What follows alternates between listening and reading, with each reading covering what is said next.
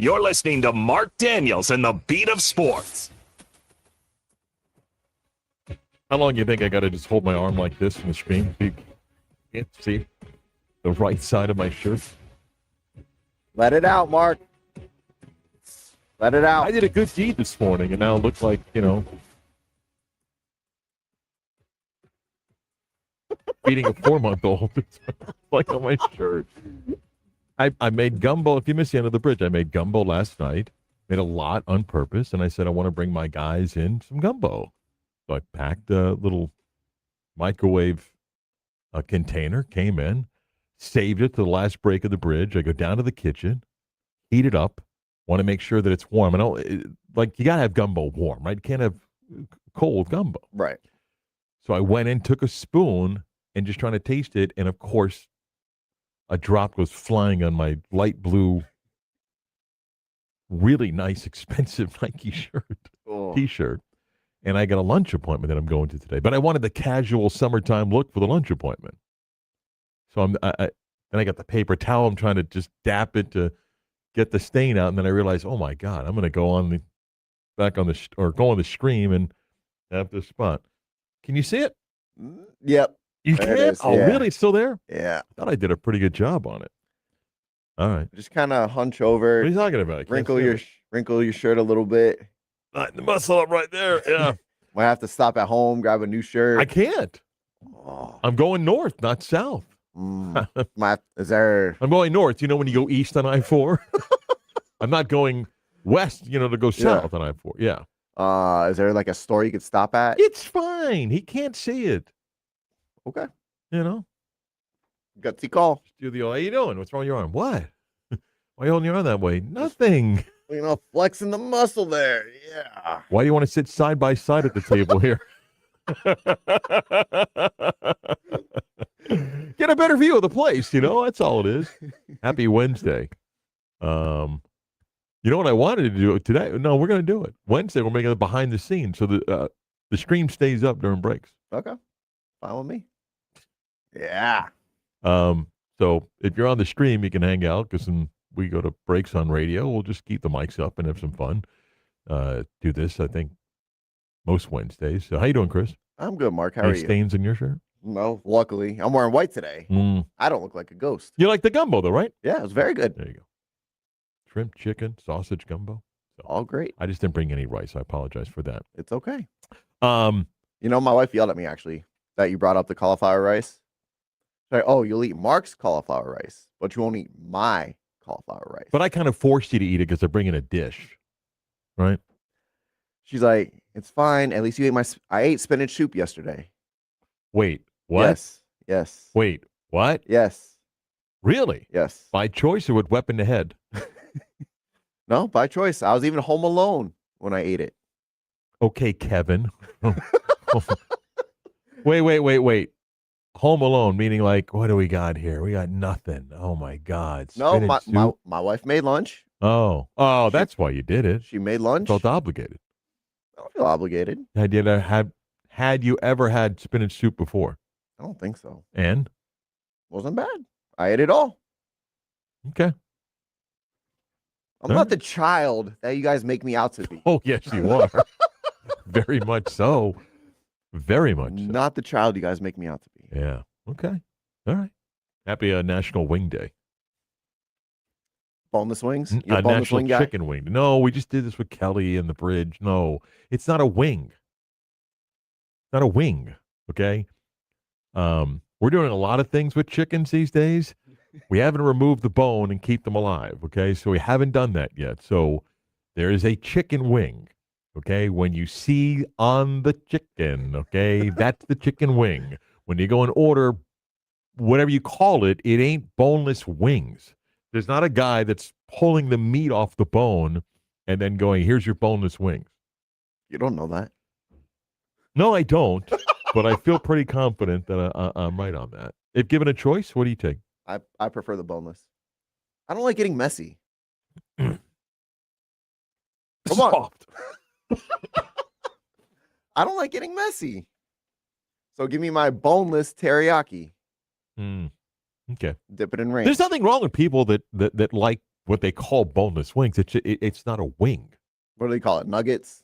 Whatever you want, it's, tenders or things like, although a tender's different part of the animal. I prefer boneless. You don't want to see how they make that one. No. Okay. Only You don't want to know- know how that one comes off. Was it the mechanically pulled That chicken? spam is mechanically pulled chicken. Ugh. Yeah, that's not, well, a tender's not that far off, but the Ugh. mechanically pulled chicken Stop to ruining make food for me. spam is, yeah. Keith Smith's going to talk some basketball with us in about a half hour. We'll chat with him. Eric Adelson, our good friend who covers sports, writer, columnist, professor. We'll chat with him in the 11 o'clock hour. A whole bunch of things. I always enjoy catching up with Eric. Once a quarter, I think we do that. So we got all that football stuff to get to. So a lot of things happening. When we come back with a little bit of the NFL, with some stuff happening, even in our state, and then a story that I don't know. Maybe people just think, listen, just stick with it. They'll believe it. Really? Yeah. Just go with it. We'll get to that as well. Here's everybody's favorite segment first, though. It's almost like an unwritten rule that when you become a father, you become king of the bad dad jokes. What is Forrest Gump's password? One Forrest one. Are you ready to laugh? We know at least one person is. Here's CB's dad joke of the day. That's so great. I gotta get better about being ready with my. By the way, I coffee think mug. 80% of the stain is gone and it's dried. That's good. So it's not bad. So just I have to shout it out when I get home. you can't mess with it though. No. All right, Mark, are you ready? Yep. All right. What do you call a person who has the keys to the bathroom? Well, I think I know this, but What- what do you call a person that has the keys to the bathroom? A can opener. Going to the can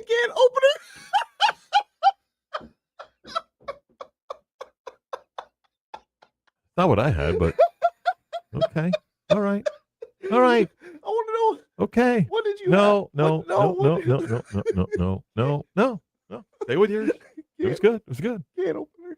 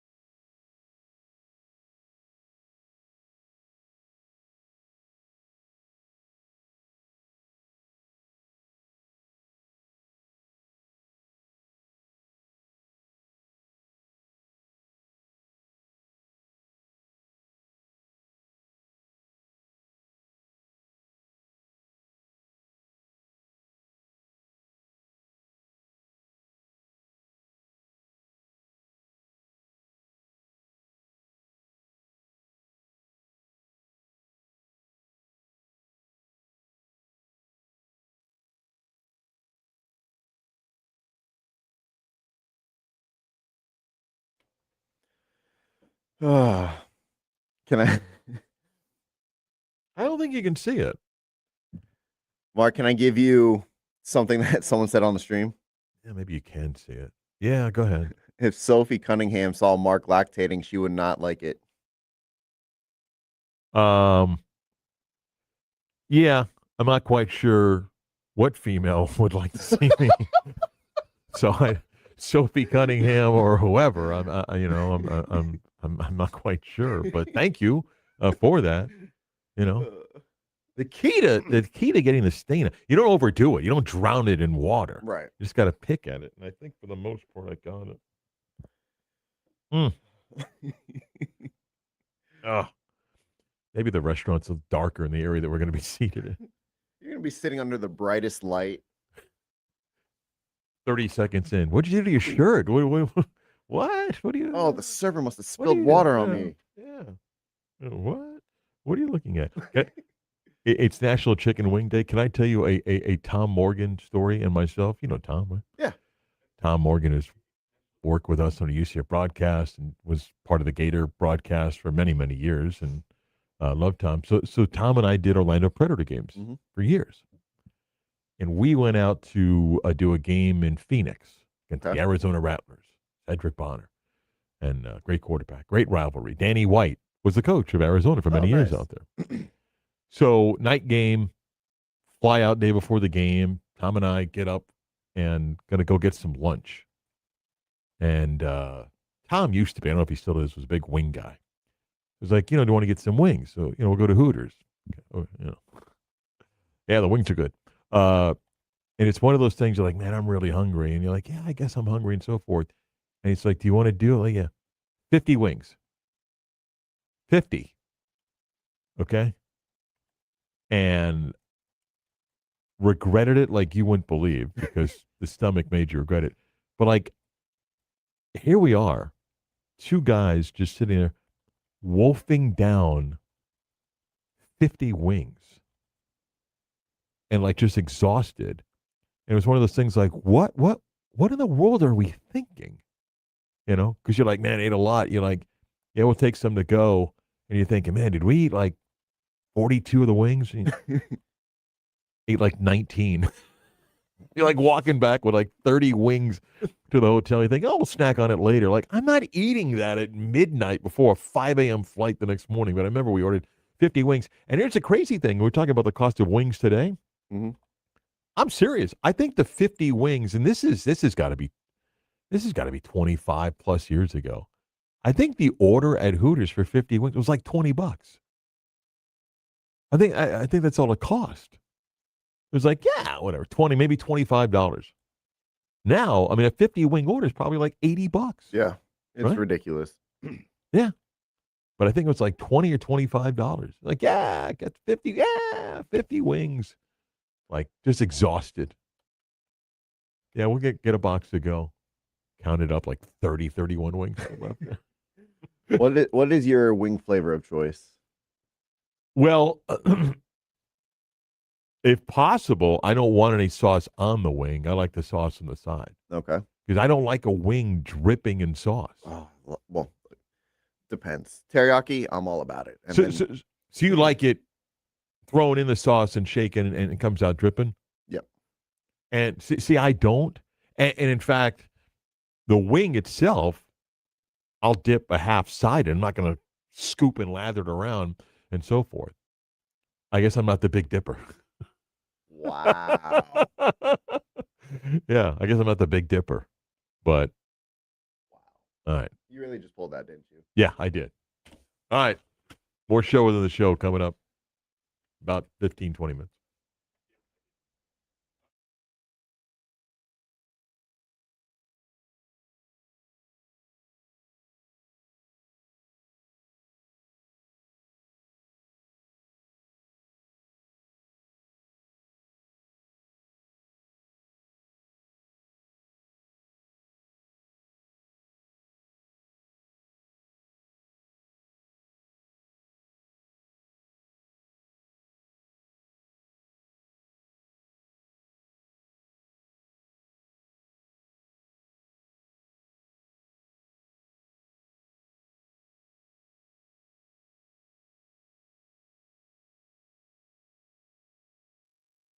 You can't spell sports talk radio without Marc Daniels.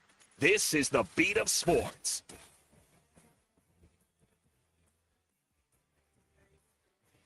You can listen to the show on FM 96.9 AM 740 on the iHeart app, no matter where you are in the world, and you can download the app for free and make us a preset button. In podcast form on the where you get your podcast, the Beat of Sports on Demand. Subscribe, get it downloaded, listen when convenient for you, and watch the stream. Big time wing talk on the show within the show. It's a behind the scenes Wednesday. We're going to try to walk and talk next break. And how's that going to work? I'll connect on the phone. I got to heat up my coffee here. Oh, okay. All right. Excuse us. Yeah.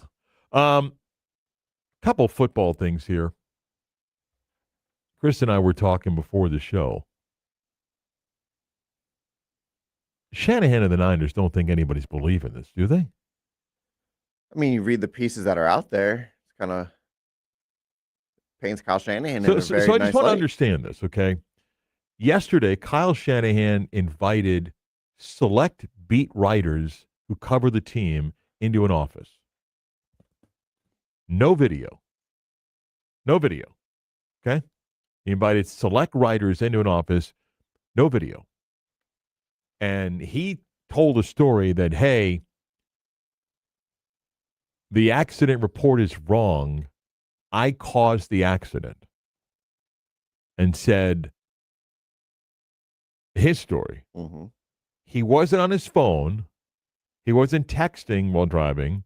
Said he dropped his phone, and when he went down to pick up his phone, is what's caused the accident. Mm-hmm. And he felt bad when the reporting came out. He didn't release it. The Niners did, about the report, and wanted to get the story straight. And then the police are telling you it was a clerical error about the other driver with an illegal turn that caused the accident. Then he proceeded to tell the invited members of the media with no video what happened, why I was wrong, explain the injuries, that the airbag caused this and cut the eye 40 stitches, thanked his plastic surgeon jokingly, and that's the story, which then led to most of those people writing this glowing story of what a stand-up guy he is to step forward and acknowledge that he's to blame. And you believe that? Like, I don't know, because there is no audio transcript, unless I missed something, Chris. I haven't heard Kyle Shanahan's story. There's no video. I'm not aware that there's an audio of him explaining what happened. And they handpicked certain people that just happened to give him a favorable story after they were in the room with him discussing it. For an accident that went 11 days without any information on it, then questionable about what ESPN may have known or didn't know, and then just flip to the other side. I get why a 21-year-old woman doesn't want to have 50 cameras and microphones in her face because you don't want that attention. But when the story gets out, which is 2 days before Shanahan does anything, you would think, if not her, family members, and if you needed legal representation, would be like, that's not the story. What do you mean I made the illegal turn? That's not what happened. Wouldn't you be the one that goes either A, to the police, are we going to fix this? Because I didn't do anything wrong. And then if they don't, then wouldn't it be, well, then publicly I'm going to call you out, Kyle Shanahan. That didn't happen. I don't know. Maybe I'm looking for something that doesn't exist, but Everything about do we believe this story? everything about this has been kind of wishy-washy and fishy. The only reason I want to give Kyle Shanahan the benefit of the doubt is he's got no prior history of No, he ever doesn't. really doing He anything doesn't. wrong, I which makes it all the more reason to question why this has been so wonky, why they sat on this for 11 days before releasing that he was in the accident, then why only select reporters. I kind of understand why no camera, because his face is probably messed up. You know, you got the 40 stitches above the right eye. Probably don't want to be on camera. Can understand that. Okay, Chris, a couple things, though, before you, invalid question.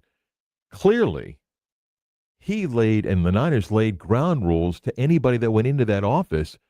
No recording, no pictures. Why do you want no recording? And that's what I'm saying. That's why this is so fishy. And I mean audio recording. Yeah. Hey, put your phone down. He doesn't want his face to be shown. Okay, I'll dance with you on that one, but there's no audio recording of this. Yeah, that I don't understand. And then he just got a conscience like, wow. And then a clerical error where then the police, it was a clerical error. Really? Again, Kyle Shanahan doesn't have a history of anything. But you acknowledge it's just odd. It is. Listen, I get it. He's in a accident. He's got medical situations to deal with. I don't think it's his priority to go, hey, make sure the Niners get a report out that I was in a car accident. Okay? So whatever happened to him and medically needed to be tended to, fine. I get that. But to me, it just gives an appearance like they had a version of the story that they wanted to get out before somebody else got it out there. And either chose how to get it out there, and then when it gets out there, it just seemed like, well, that's just kind of odd. And it's like, well, okay. Like, did the Niners talk to Kyle Shanahan before they released it? Because how did the original story come out then? What they were the ones that said this is what happened. What I want to know is what could be so disastrous, what could be so mind-blowingly bad. At the moment, there appears to be nothing that says someone else was in the car. You're like, hey, was someone in the car that's not supposed? There doesn't appear to be anything that says that. Okay, maybe it's nothing, and if it is nothing, this was poorly handled. Mm-hmm. I mean, if there's nothing more to it, then this is poorly handled. And did he think he had to reach out to his legal people to go, hey, that report's wrong. What should I do? It was like 48 hours before they corrected anything.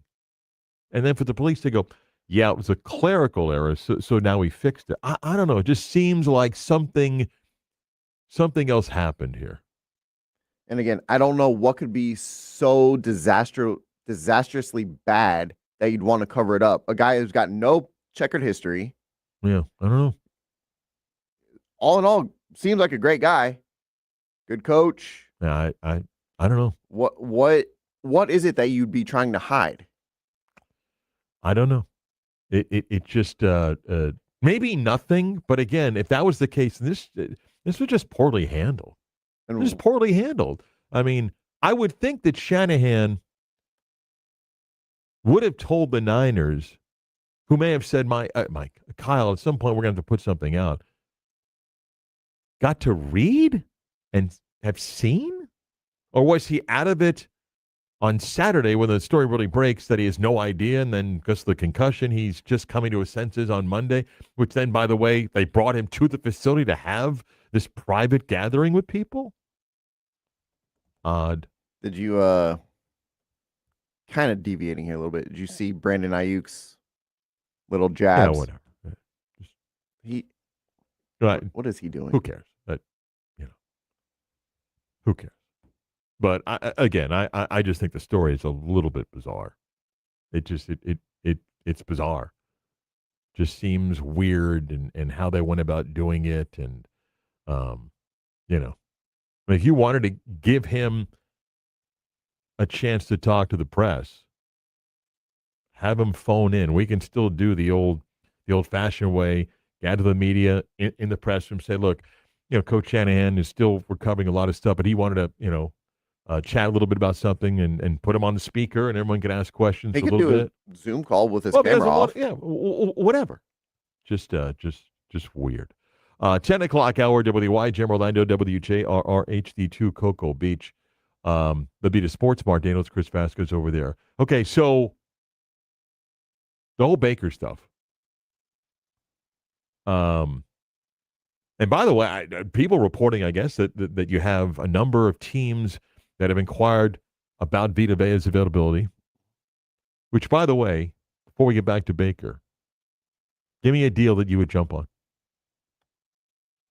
If I'm Baker or No, Vita Vea. Vita Vea. Somebody calls the Bucs and says, I'm offering blank. You're like, deal. Again, they drafted and signed players that play his position that are not 31 years old, that are not seeking blank being a significant contract with a big bonus. It's not that he can't play, but if somebody came and said, I'll give you this, then you'd say deal. People talk about the Rams, and that may be a wait and see with Aaron Donald.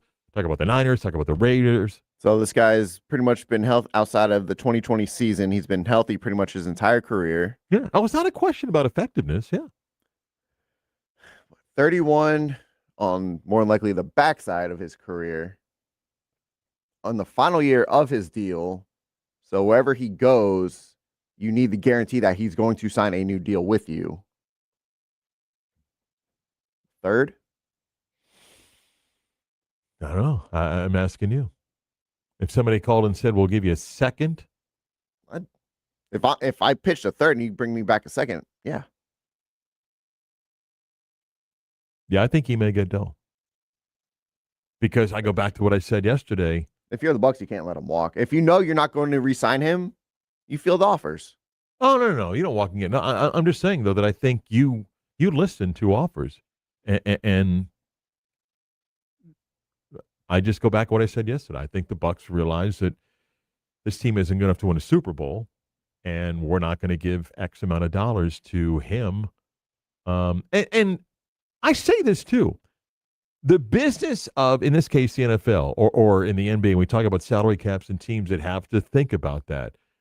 It's not bad business if you say to yourself, it's not that we don't like the player. We like the player. The production has been there. We're at a stage of his career and where our team is that this doesn't make sense to commit these dollars when I've got guys much cheaper right now in their contract, and we think the combined play of these guys, that the drop-off is not as significant, and therefore we make this deal. Isn't that kind of what business every day in pro sports, and particularly cap and salary situations are? Mm-hmm. They're like, oh, I can't believe we traded this guy. You don't always make a trade thinking, I dislike somebody. Right. Sometimes you have to make deals that make financial sense. Now, the Baker thing, that is different. Why? Because right now, there's not a solid starter to be sitting behind him. Mm-hmm. And by the way, I don't, you can speak for yourself. Whenever I hear he's dead set on as camp opens, we'll never talk. I come on, man. Somebody walks in on Friday morning and has bagel and coffee and says, all right, we'll start at $51 million.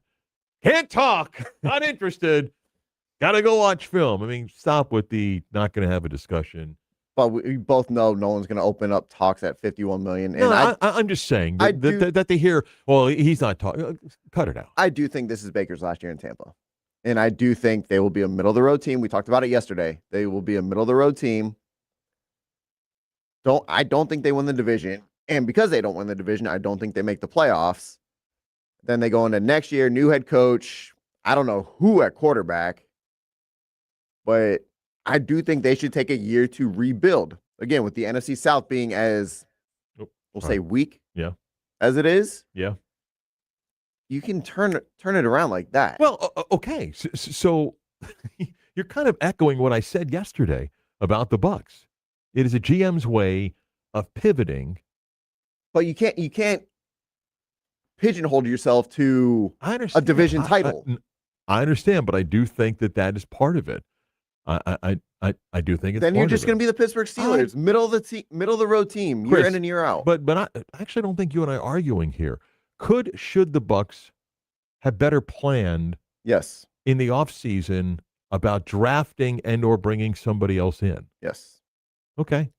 And either A, maybe they tried in the market, didn't make sense, or what. And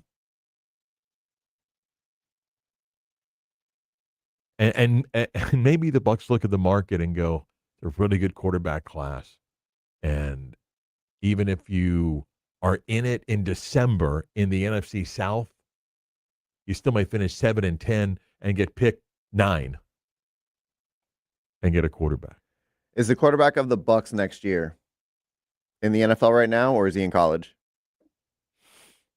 I don't know. He's probably in the NFL now. I just the jump of throwing guys out there, but who knows? If the season unravels, okay, and if Baker is not healthy and the Bucs end up going 5-12, And then suddenly they're picking near the top, and you're like, yeah, you're probably going to get a chance to get somebody that has the ability of starting. But interesting weeks in Tampa. Kate Smith talks some basketball. I think I'm gonna go walk and heat up my coffee. So if you're on the stream, I think we'll walk and talk. I All right, think I'm up on the stream. Yep, I got you there. All right, we'll do that when the Beat of Sports continues next. And if you're on the stream, hang out.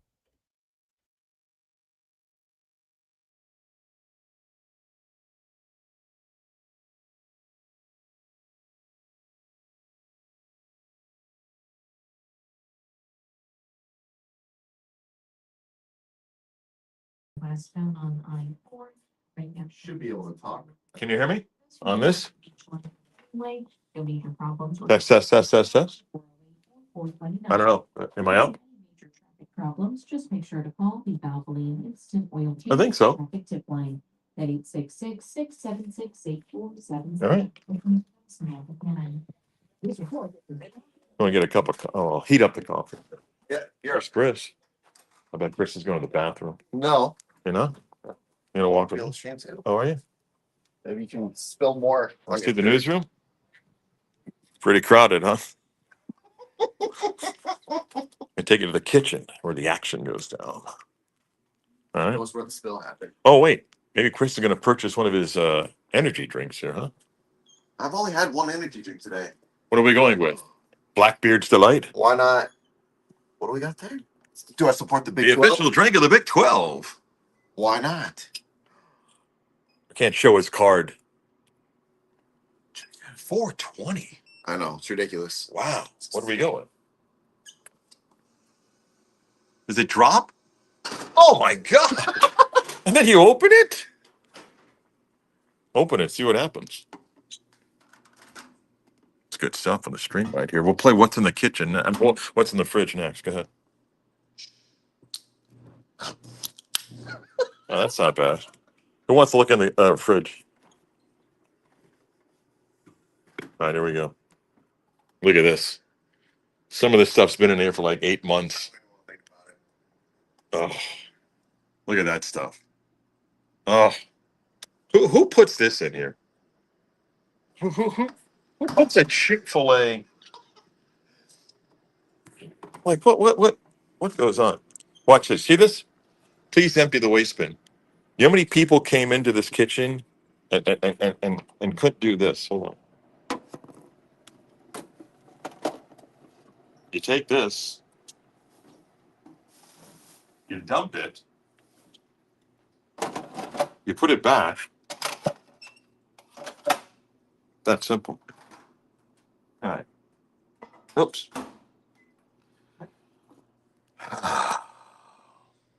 What flavor?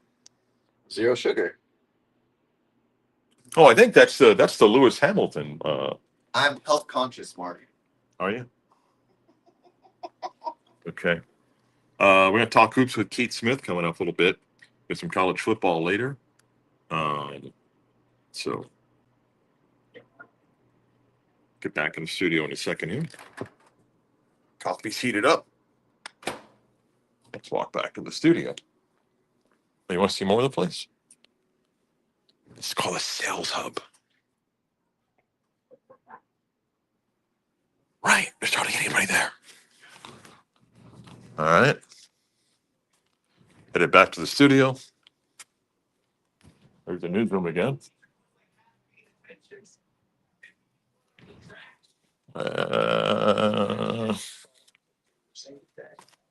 There's Chris in there again. Yeah. Oh, look, Poltergeist is up on the screen.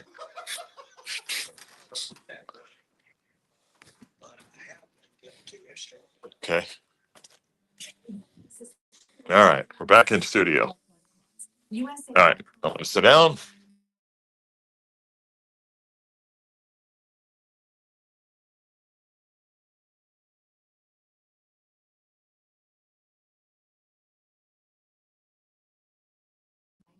For free information.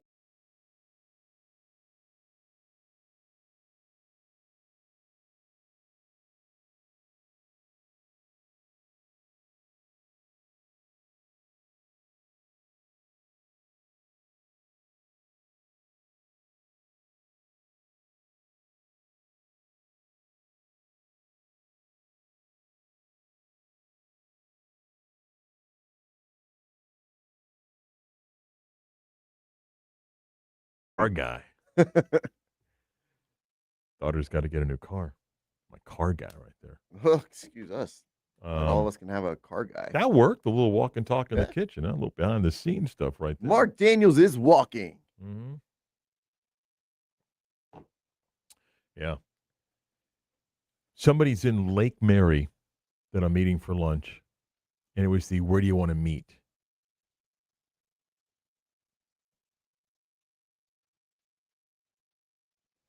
I don't go out to Lake Mary all that much. I picked Altamont Springs. Is that okay? Okay. I think it's 3 exits for him and 1 for me. So we're gonna go in Altamont. I want to give it away, kind of, don't want people running there to hang out. We're not getting wings on National Chicken Wing Day. Yeah, we're not doing that. No. I was at UCF yesterday, Mm-hmm. and by the time I left, it was about 5:15. And just because the summertime, I don't get out as much to UCF, Mm-hmm. and I'd forgot. And then I got caught in that going west on the 408 at like 5:20. Oh my God. Oh my God. Especially when that sun isn't just baking down on you. Oh my God. People are angry. People drive like F1 drive. People are just so dangerous. It's unbelievable. A person just zigzag. Like you're going to hit someone's corner of the car. You're going to spin out. Just don't be in the left lane doing 60 when the speed limit is 65. Hey, Shanahan, slow down for crying out loud. Sorry, I gotta call Keith. All right.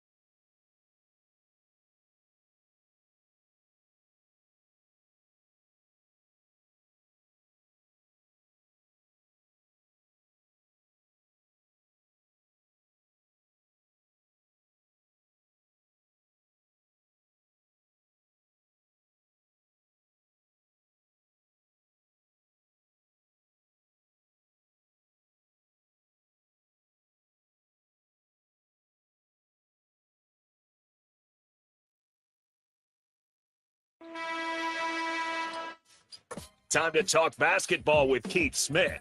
The latest on the Magic and around the NBA. Follow Keith on Twitter at Keith Smith NBA. That time on Wednesdays, we talk basketball with Keith Smith. He's on X or Twitter, Keith Smith NBA, and please support his work and all the links that he'll connect you to basketball information. Never a dull moment. Keith, good morning. How are you? I'm doing well. Thanks for having me. All right. So since the last time we spoke, LeBron James has chosen a basketball team. Were you surprised when you learned that he chose the Sixers? Let me get that first reaction. Then we'll talk about the domino effect. So first, surprised that he chose Philly, and then how does that change your view of the Sixers? Yeah, the way I've been describing it is surprised but not shocked. I think anytime there was any kind of discussion publicly, mostly from Rich Paul, Philadelphia was prominently mentioned. So there was no real shock there. But yeah, I was surprised. I had gone into the last couple of days thinking, all right, it's Cleveland or Golden State. And I talked to a lot of people, and a handful of people were, yeah, maybe one of those two. A lot of people thought it was Miami, but everybody had Philly on the list, but much further down. But, ultimately, I'm going to take him at his word that he wanted basketball happiness, and this wasn't about anything else. And he feels like that challenge of trying to lead Philadelphia to the first championship in well over 40 years is, what he wants to do. All right, now let's talk basketball. This is an interesting team because, a few weeks ago, Jaylen Brown's not on that roster. Now he's there. Now LeBron James is there. You've got Tyrese Maxey. You got a promising star in the making of B.J. Edgecombe. You have the Joel Embiid whenever he is Joel Embiid. So thoughts now basketball-wise, what this team is. We hear about, hey, maybe LeBron James at the point. I kind of wonder, and I'm curious your thoughts, will Philly approach this year using LeBron and Joel Embiid? Let's be careful how we use them. I need you in April, May, and June. So now give me the basketball view of the Sixers here. Yeah, I think to that last part, that's absolutely going to be a thing. I think anytime Embiid is feeling anything or LeBron wakes up and is feeling a little sore, they're going to give him the night off, and they have the depth to be able to do that. You mentioned the 5 starters, but they also added Anthony Simons and Dean Wade, and they have a Dembona. They added Ariel Huck-40. They drafted LeBaron Philon. This is a team that goes legit 10, 12 deep in NBA guys, and I think that's really important when you have guys like Embiid and LeBron who have missed a lot of time over the recent years. Jaylen Brown has missed time occasionally. Tyrese Maxey has also missed some time over the years. So I think we're in a position where this is a good, deep basketball team. I think LeBron will more or less function as the point guard on offense, which makes sense. He's got the kind of cachet and playmaking ability to make sure everybody gets touches, and is involved when everybody's available. And I think if you're Nick Nurse, what you are feeling comforted in on the nights when everybody's there, you don't have to play any meaningful minutes without at least 2 or maybe even 3 of those main guys on the floor at the same time. So that's huge. And then you also have a position where, you can, like I said, you can spot those guys rest. I think Embiid and James will get, handled in a way where it is, all right, let's make sure we're healthy as we can be going into the playoffs. They'll push for a top 6 seed, ideally a top 4 seed, but not at the expense of health. And they're going to do what they need to do to get into the playoffs healthy with this group. All right, Keith. LeBron, if they figured out Kawhi now in the East, I mean, is the East deeper? Maybe the West has the 2 best teams in San Antonio and Oklahoma City, although Oklahoma City is a little bit different roster, obviously. Is the East a better, deeper conference? Yeah, I think it is. I think when you look at the West, like you mentioned, you have the Thunder and the Spurs at the top, but I think New York and Philly are just as good as those 2 teams, at least, Philadelphia on paper, and New York beat the Spurs in the finals. So I think we're right there. And then you go into the next group. I think the next group of East teams is simply better. I think, in no particular order, but you've got Detroit and Cleveland and Boston and Toronto and Orlando, and Indiana's going to be back. Atlanta should be better. Washington's going to be far better. Miami's going to be better. Charlotte's going to continue to improve.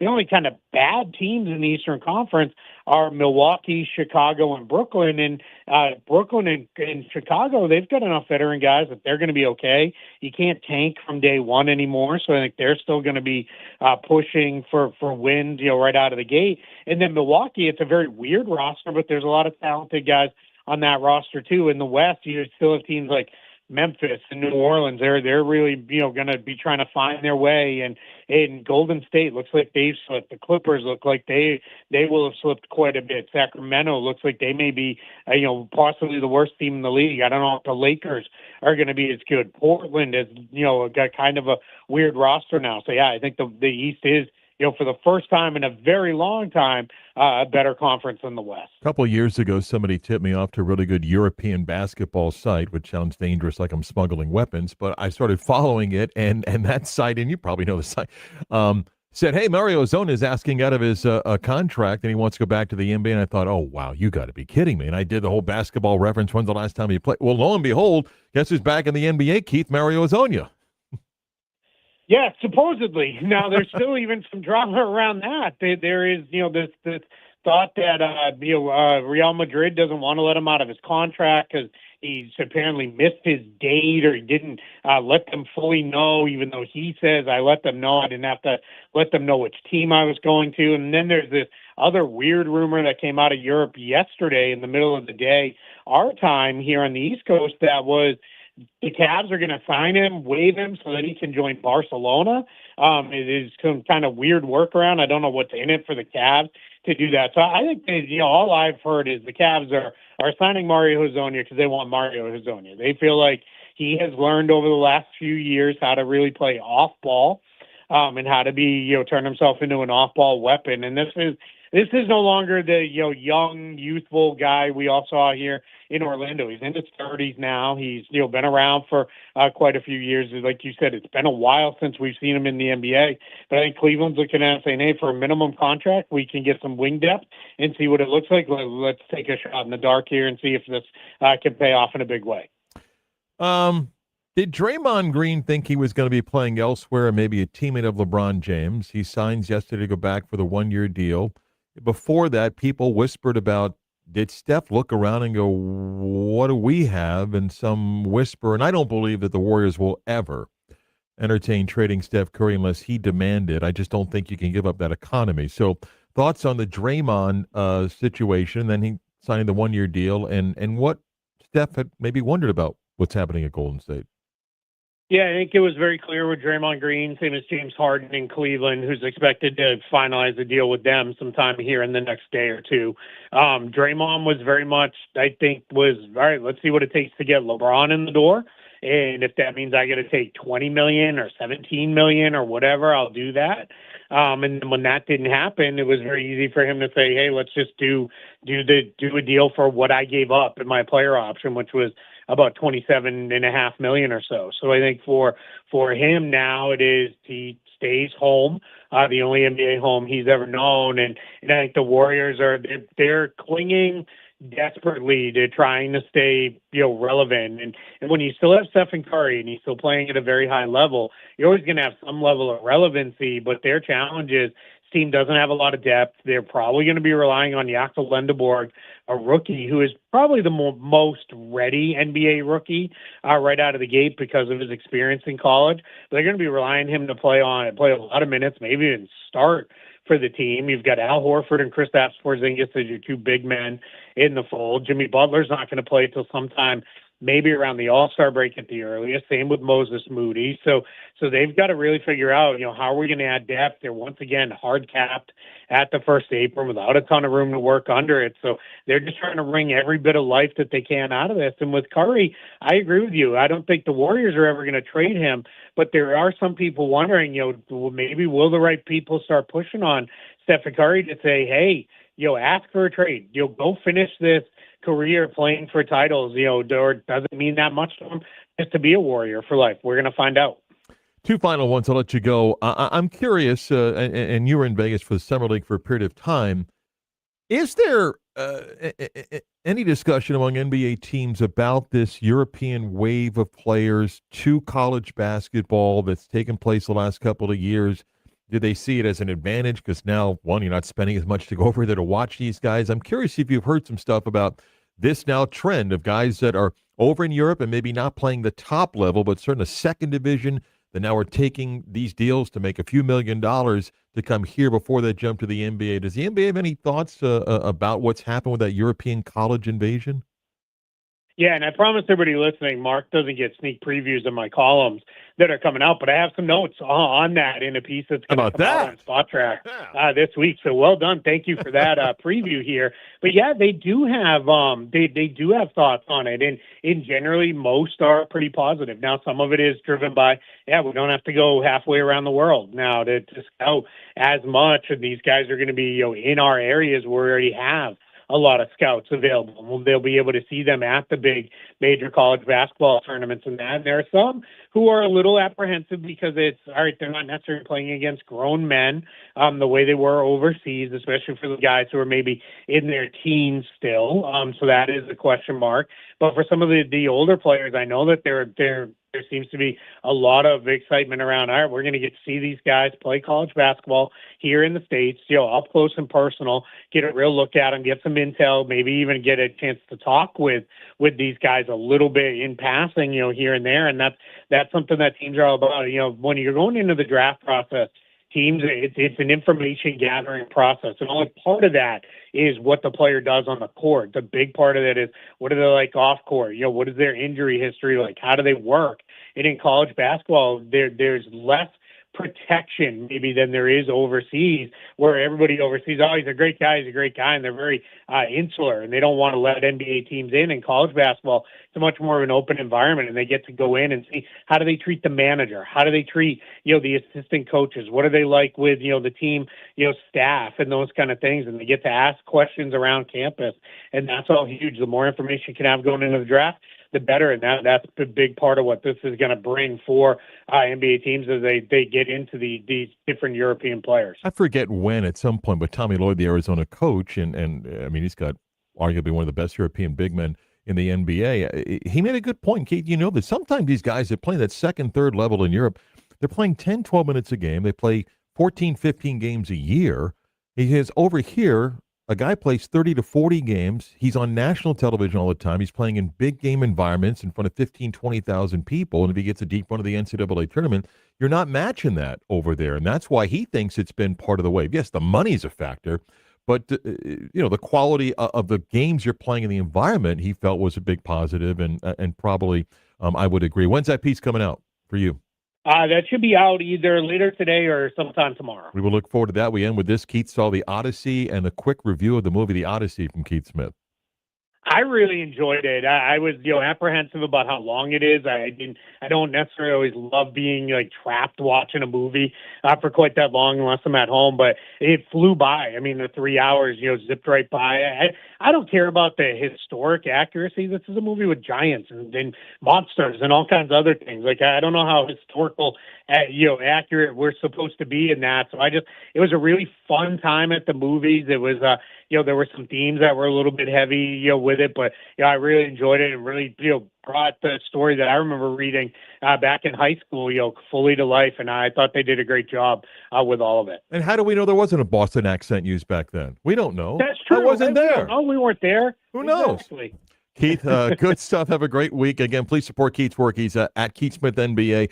Take a read of that a column that Keith is talking about and everything else. Thanks, Keith. I appreciate it. Thanks for having me. Good stuff from Keith Smith. Yeah, who's to say they didn't have a Boston accent back then? When did the Boston accent Pop become the a thing? cherry out over there. When did the Boston accent become a thing? Exactly. Just in a long, long time. Wow. All right, good stuff from Keith. A little bit of college football and some college business stuff, which we'll get to when the Beat of Sports continues. It's a behind-the-scenes Wednesday. If you're on the stream, we'll leave the camera up, and who knows what we'll be talking about, but might even say something I'm not supposed to say. Don't tease us like that, Mark. All right, back more of the Beat of Sports coming up.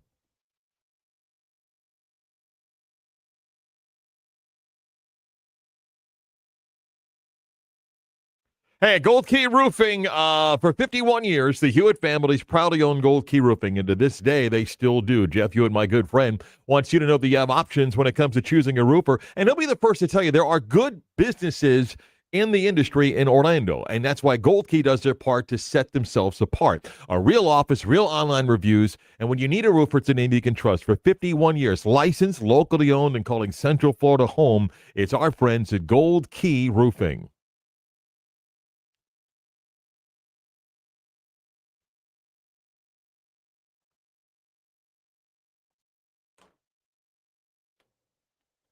Mark is just walking. Yeah. Do you let's play guess the media credential in Mark's bag that he just found. You want to do that? Let's go Fiesta Bowl. No. It's a Big 12 Media Day. Ah. I think I have another one. Oh. I don't like that cheesy. This is, what year is this? This is basketball a couple years ago. Look at that handsome guy. I had the other day when I cleaned this out, when UCF went to Texas and we beat them in basketball, Mhm. I had that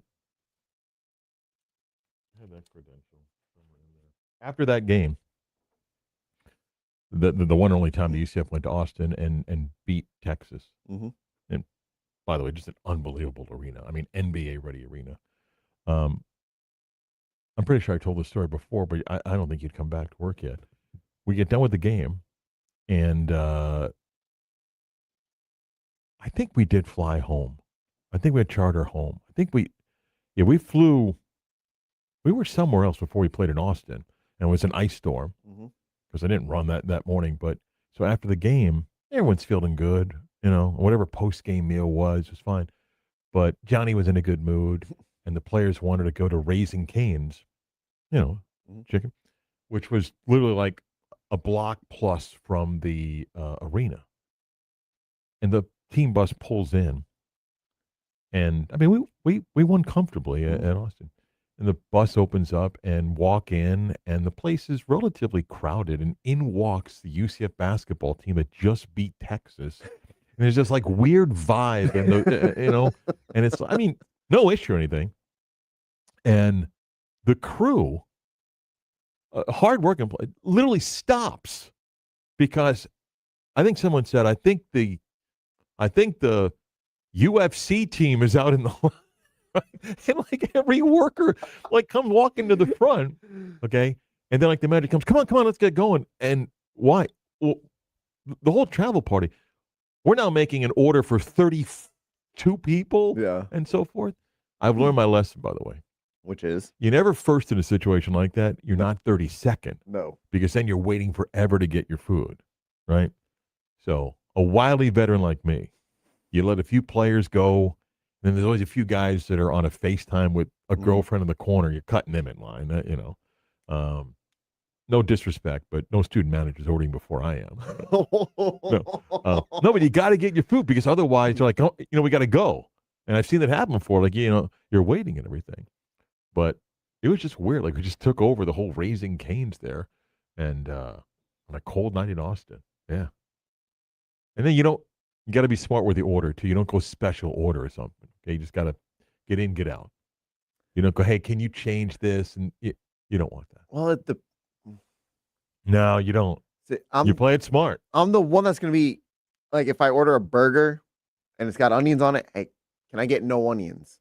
Well, first off, you wouldn't order that at Raising Cane's. Well, I know, but I'm just saying, if you go to a burger spot, You can't use your hands and just take the onions off. I'm saving them money. Chris, trust me. I'm saving them money. Trust me, at McDonald's, when they squeeze the little onion thing out. Yeah. I don't do onions. And can you take off the pepper jack cheese and Oh, put on God. cheddar, please? Yeah, I want to be that guy. So this would never happen. But if you and I pulled up to a McDonald's drive-thru, you're ordering what? Let's say there's no line. No line? No line, no pressure. It's just, I don't care if there's 30 cars behind me. oh, God. It's going to be the same order. Oh, I hate you. Okay, go ahead. It's What the is same it? order. What is it? I'm either going to do 2 McChickens, add ketchup, or 2 McDoubles with no onions. Say it again. To what? McChickens, Yeah. add ketchup, or 2 McDoubles with no onions. What's on the McChicken? Whatever their special white sauce is. Oh, you don't want that. And then I want the white sauce with the ketchup. wait, 2 McChickens with Ketchup, or 2 McDoubles with no onions. not Yes, both. Correct. How fat do you think With I no am? onions. Correct. How about fries? I usually don't do fries. You don't do fries. No. Wow. Nope. Wow. You know what I used to do before I changed everything?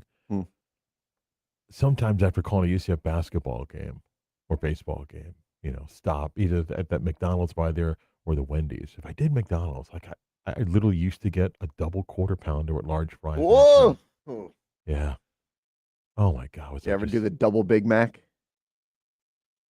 Do they have a double Big Mac? I don't Or is think it just so. a Big Mac? I don't know. Like I look back like, what the hell were you doing? Or the Wendy's order of like, the double and then get the nuggets. Like, what did I do? Anyway. Come back in 30 seconds.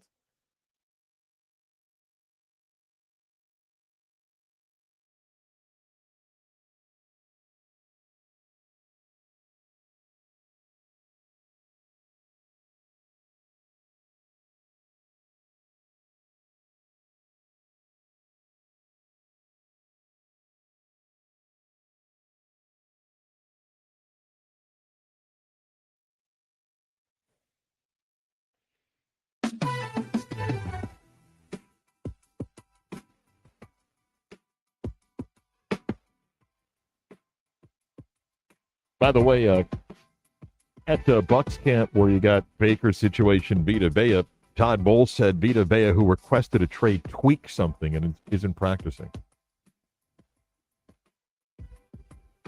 You saw who else isn't practicing now in search potentially of new contracts?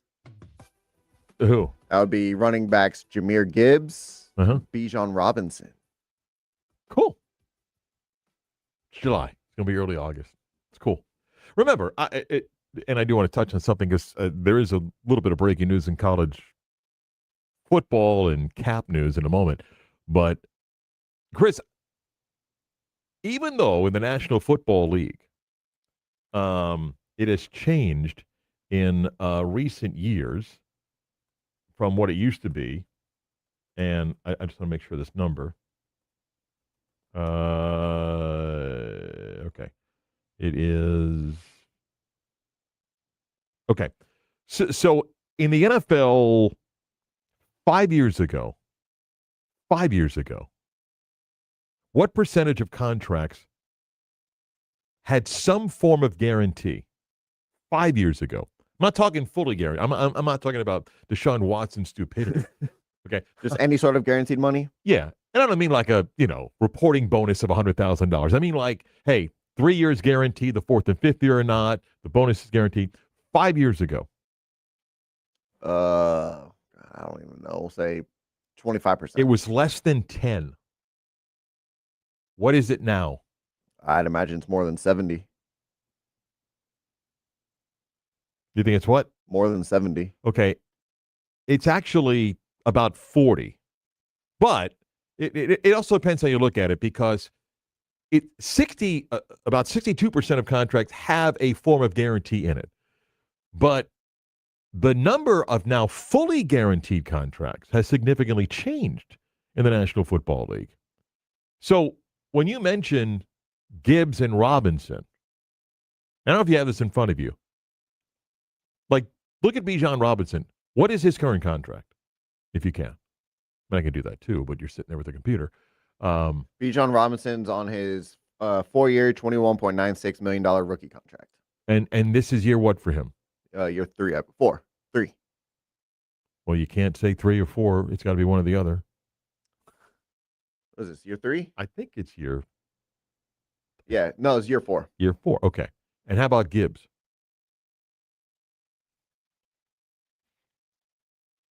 Yeah.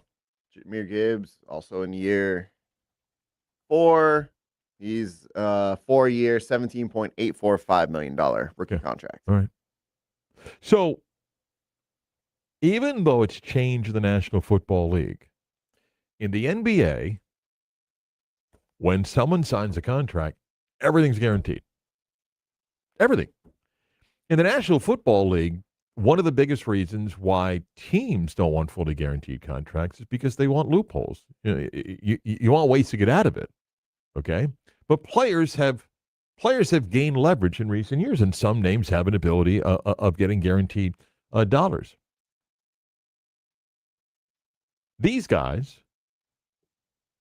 can use the only leverage that NFL guys really have. In the NBA, what happens when you want to leave your team? You demand a trade. And then what happens? You get traded. If you're a star, you control the leverage. In the National Football League, it's a little bit different. It really is, because of what's guaranteed and not guaranteed. But then the player also entering that final year of the rookie contract, this is their leverage, right? I mean, this is their leverage. And then when you throw in running backs, how many running backs get a third contract? I don't mean like, the one or two. I mean, get a third contract. The rookie deal, you sign one, and then there's another one. I'd say it's less than 10%. I don't even know, if it's that. So for these guys, and would you consider those two to be in the top 10, top 6? I was going to say top 5. I don't, that's leverage, man. You go to camp and let's play chicken, right? So I don't fault players in the NFL that do this just because of how the contract structure is, even though they're more guaranteed contracts. But the running back position, it hasn't matured, meaning it still doesn't pay Forget quarterback and other so-called skills. Chris, we got D tackles now that are making significantly more than elite running backs make, right? So I don't blame those guys. Do you think, and I mean, it's all going to be on the owners, but the next CBA, Yeah. should the players fight for shorter, just by a year, shorter rookie contracts? So first year, instead of it being 4 years with the fifth year Oh, no. option. No chance of passing. Because one of the things they did when they changed the whole rookie pay was that's what veterans wanted. Veterans said, we're paying these rookies an insane amount of money that's chewing up a large portion of the cap. I don't think the overall union would want that. I think the overall union, which includes the 8-year vet to the guy that's a free agent every year, but I think they like the structure that it is. I don't think it's a point that they would argue.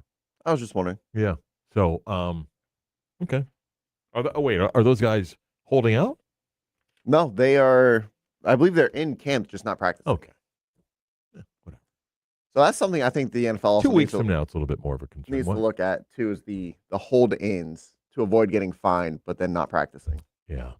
There is some news in college football and college sports this morning, and I don't want to complicate it because I am guilty of doing that on this topic too many times. I acknowledge that.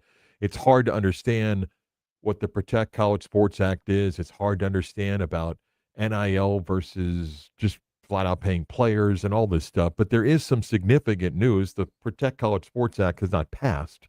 But this is what's happened in the last 24 hours. There is a race to get this to a Senate vote before Congress takes the month of August off, and that would actually be next week, August 7th, their last day, where then they're gone till after Labor Day. And then the thought is that very little happens in a year that you have midterm elections or presidential election when Congress comes back, because it's a gridlock and no one wants to get anything done because of what may happen in the elections. So there's this push to get this bill in Congress through the Senate to then get to the House, and if they can pull this off. I still think it's a long shot. But in the last couple of days, the senators involved in this, a Democrat from the state of Washington and a Republican from Texas, have been pushing to get this bill to a point that it can get to the Senate floor. The two conferences that have opposed this are the Big Ten and the SEC. You can figure out why. Okay, they don't like the restrictions and they don't want to be told what they can or can't do. That's where the breakaway talk comes from. But I do think, I'm not going to take credit for this, Chris, but I do think one part I've been right on, where I said the ultimate letter to pull is federal funding. Hey, you either agree to this or we'll just pull federal funding. Not easy to pull federal funding, but congressional pressure on some of these states can be done. And I do think what's happened here is, I'm going to try to simplify this. The bill's not perfect, okay? But they tweaked it to their credit. And the tweak today is we have a new cap, okay? The new cap is now $48.8 million. You're like, wait, what? We just got to $50 million. No, the House settlement originally was, hey, 20.5, then it increases like 22. Now this is a retention fund. So what you get now is $20 million to keep your players. That can't be used to buy other players, but Chris, you can take $20 million new dollars to keep your players. So now UCF can create this retention fund and maybe not lose JaMychal Stillwell to Texas Tech. Okay? It sounds good. And now the new number is 48.8. And you're like, okay, but that's not 48.8 it's 20 million key players. First off, no one's going to police that. So the new cap today is now $48.8 million. So Ohio State and Texas, who've been blowing past the number, like, great. So now the cap's right up to 48.8. It's great. The majority of Power 4, forget G6, the majority of Power 4 schools cannot afford $48.8 million. I'm not speaking for Terry Mahajer, but UCF cannot afford $48.8 million a year. Forget it. Not going to happen. But that's now the new cap. At least that's what this bill has.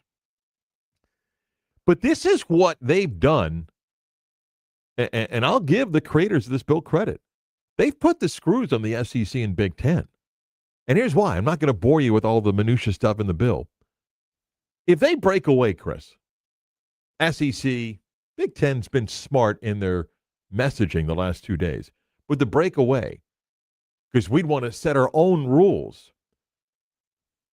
The reminder from Congress was, you do realize if you break away and try to establish your own rules, one of the biggest things you're coming to me for is that you want antitrust protection so that you can't get sued every time someone says, I want another year.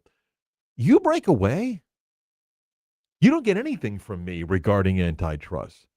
So you're going to be in court all the time anyway. So in the last 48 to 72 hours, ADs and presidents of the SEC and Big Ten have been stuck in a corner because the people behind this bill have reminded them, hey, you don't sign off on this in some form, you don't get any protection from us. Nothing. We don't grant you anything. We pick and choose who we grant. So you want to break away? The next time, like the SEC says, we'll create our own rule. So our rule about eligibility will be this. And I'm just making this up. Hey, 5 years. And then when someone says, well, I'm going to sue the SEC for a 6th year, I'm not protecting you.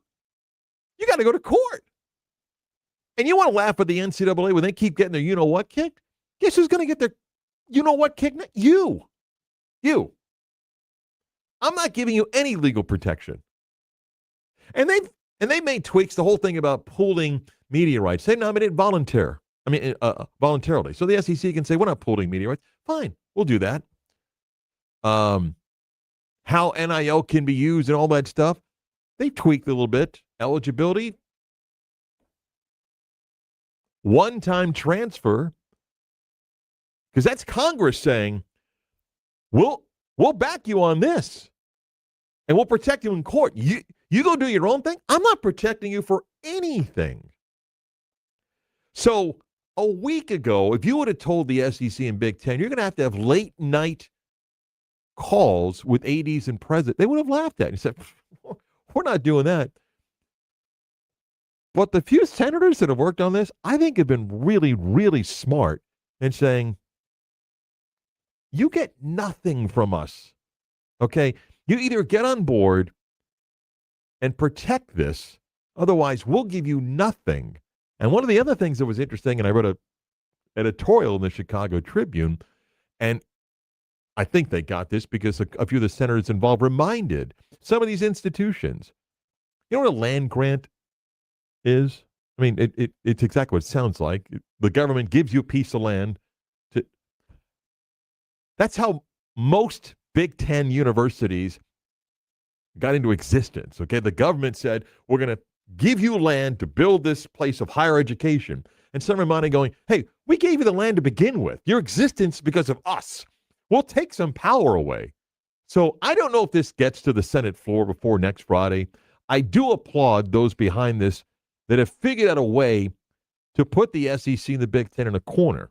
The Big Ten spent last night with ADs and presidents trying to figure out what else of this bill is a problem with us because it looks like they're going to corner us. What they're trying to do, this is my opinion, is to delay so that no vote happens and they can go, hey, we're fine and no big deal. Last week, I thought there may have been a 10% chance that this bill gets to the Senate floor. Forget about pass to the Senate floor. Now, I think it's 50-50. I think they got a shot to get there. And by the way, it doesn't fix everything in college sports. It doesn't. But to some degree, it does help. Now, there'll be lawsuits. People will line up and say, you can't tell me that I can only transfer once. And we'll sue you. The problem with that is you've got Congress sitting here going, no, we'll protect you. We'll protect you here. And all of a sudden, the SEC and the Big Ten are like, we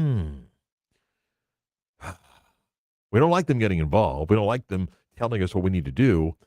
But we'd kind of be in an island that if we did leave, they'll protect the ACC and the Big 12 and the G6 and, well, we're bigger, better, we'll get more money. Yeah, but we're going to be in court all the time. And here's the difference.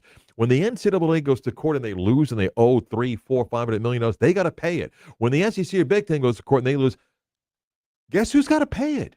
You, because you got sued. So this is going to be interesting. But there's a new cap today. At least that's what they're proposing. Of $48.8 million. This is how fast we went from 3 years ago, house settlement, $20.5 million to everybody in your athletic department. It's got to be true deals and everything too. Now, 48.8 retention fund. Right. Who's going to be deciding what's retention fund or not? But I think they made some progress. And for the first time, they've made the SEC and Big Ten sweat a little bit because Tony Petitti, the commissioner of the Big Ten, Greg Sankey, who's been a little bit more, not a little bit, a lot more arrogant about it, can't just blow it off now with the whole, well, I'm not going to fall for that thing, so we'll go do our own thing. And you got people, the Senate going, go ahead. I'll grant you no protection whatsoever. Now, that's a little bit risky if you're up for re-election because some of your biggest donors are the biggest donors of some of these SEC and Big Ten schools. So there's a game of chicken going on, but it's a different game than it was 7 days ago. And I'm not quite sure that some of those folks in the SEC and Big Ten ever thought that they would get to this point, but here they are. Today was supposed to be kind of a 9 a.m. deadline that the senators gave them, and they've kind of blown past that a couple of hours, but we'll see. We'll see. But there now is a new proposed cap. We quickly got near $50 million just like that. 11 o'clock hour kicks off the news next.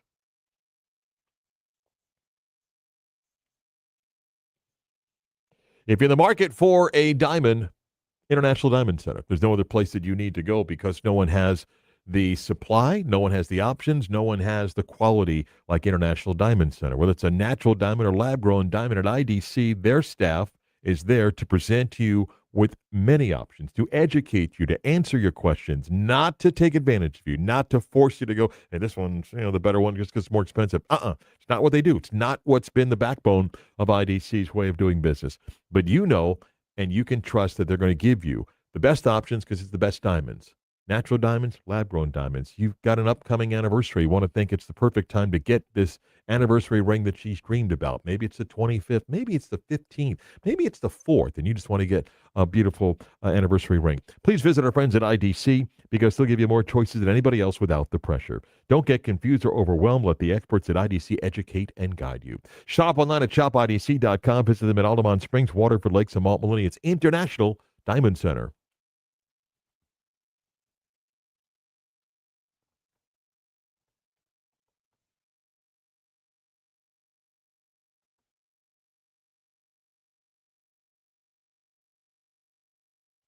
Mark, did you see this Tennessee story? What about Tennessee? What's his name? Arian Carter, Mm-hmm. suspended for 2 games for, I guess, taking a $427 flight to an NFL camp. Suspended To an NFL pre-draft training facility. to participate? I'm going to send you the story Gotta now. be. Yeah. By the way, I'm calling him out. There's a new form to fill out for credentials for UCF, right? Mm-hmm. I sent an email to the crew. Of our crew, who will have the most difficult time filling the form out and attaching a picture. And when you attach the picture, you don't just upload the picture. Like, you have to crop it because, like, if you send a picture of, like, you standing, they don't want it. So you have to crop it. Right. What member of the UCF broadcast team will struggle the most Oh, and I require don't. family assistance? I don't know. His initials happen to be GP. Yeah. There is zero chance that Gary will be able to do that.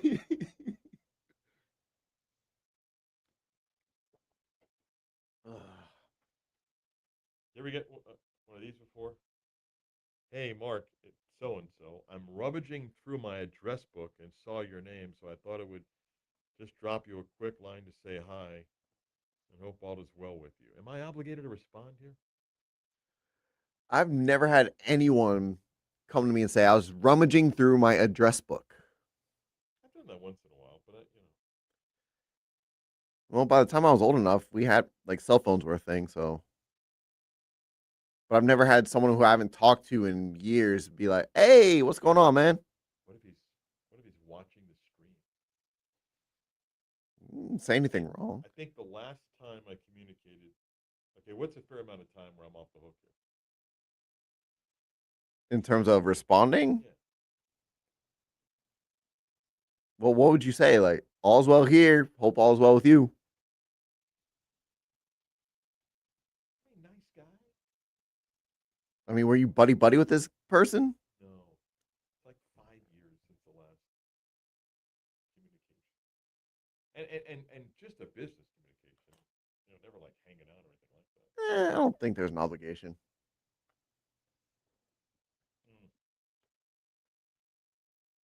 Oh, here's a story.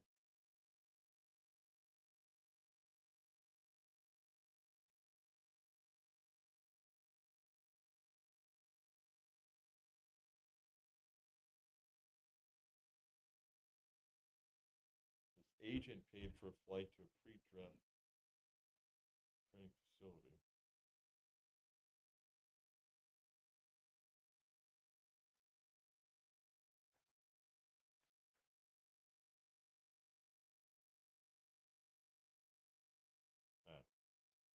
His agent paid to go to a facility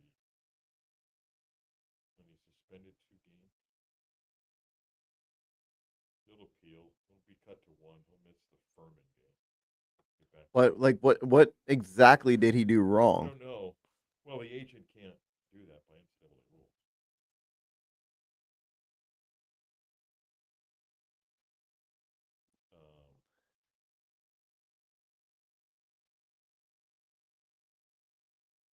Yeah, I mean, it's kind of Carter repaid his agent for the flight and withdrew from the draft. Oh, I remember. Oh, yeah. Yeah, I remember the story now. So again, I still don't know what. Just because the agent paid for the flight, that's why he's getting suspended. Well, technically, when he withdrew from the draft, what they had done, which he's got into the draft, so they're doing pre-draft business. Well, then he withdraws from the draft to go back, and it's like, okay, some things that you did now that you're reclaiming college eligibility was a violation. Like, guy enters the draft, even though now one's getting paid. In the old days, you enter the draft, your agent advanced you money and so forth. Mhm. Okay. Well, now I'm going to go back to college. Well, if you're going to activate your eligibility, you just broke the rules by doing this. They'll appeal. Or they'll just go to court. If you go to court, then Of course, that's all we do now. he'll get 2 more years out of it if he goes to Oh, court. good lord. He'll just go to court. Get 2 more years.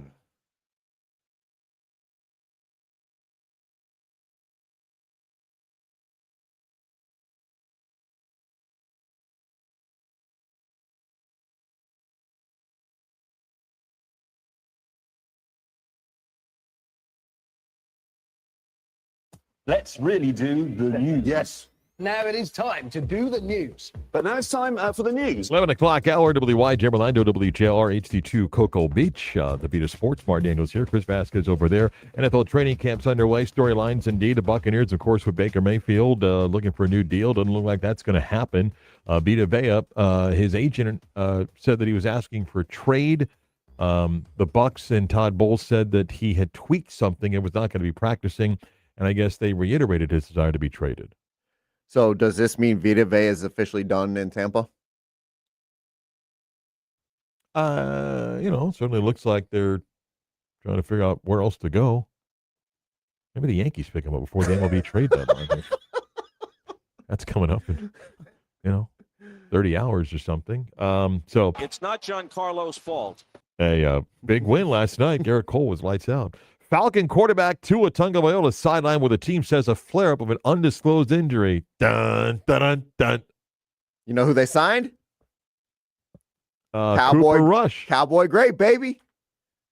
Didn't he have that one game he threw for like 400 yards or something, Cooper Rush? Dude, he went like 6-1 as a starter one year when Dak got hurt. Okay. Not that Tua was elite quarterback. Like the Bucks' chances to win the South improved today at the moment. Why? Penix is out. Tua's out. Cooper Rush is coming in to quarterback the Falcons. Bijan Robinson wants a new deal. Are the Falcons? I would argue that the Falcons might be better with Cooper Rush than Penix or Tua. They just let Trevor Siemian go. Hey, come on back. We're not done. Please come back. So Tua's out. I mean, he was in a spot with Penix's injury. He was in a spot to lock down that position. Both guys will probably play like 6 games this year. Jonathan Grenard of the Eagles, the outside linebacker, goes on the PUP physically unable to perform list. You had to wave me down. I'm looking at something on my computer. You waved me down for breaking news on TV, and this is what I get. Jonathan Grenard. I'm doing the bridge with Kelly. I look over my shoulder, big red breaking news, and I see an Eagle logo above Louis Riddick. My first thought was, is Saquon Barkley or Jalen Hurts, or did they give another defensive player $1 billion? and they didn't put what's up there. Right. So I kind of looked at you going, hey, I'm going to have to talk back to Kelly here. Will you take a look? And then they put that up there like, get out of here. Jonathan Grenard on the PUP list. Yeah. Yeah.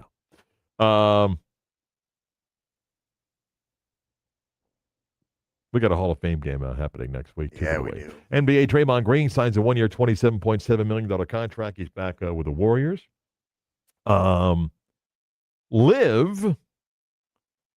Live Golf is reportedly set to cancel its season-ending $40 million team championship in Michigan next month as the Saudi fund is pulling out its money. It's believed that they will not have enough money to play their final event in Michigan.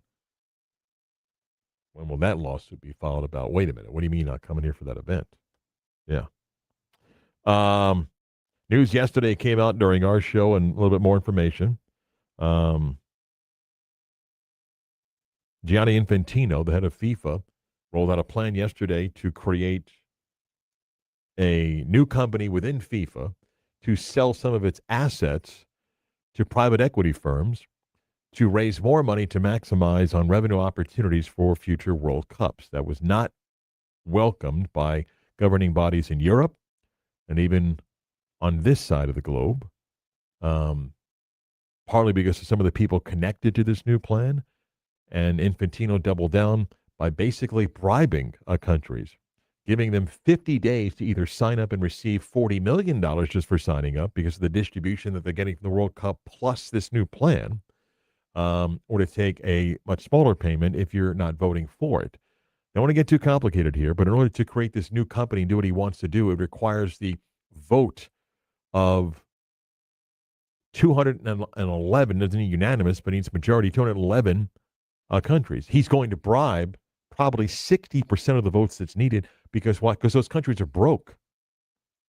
And most African countries, not just there, but most African countries will have no problem taking $40+ million because they need $40+ million.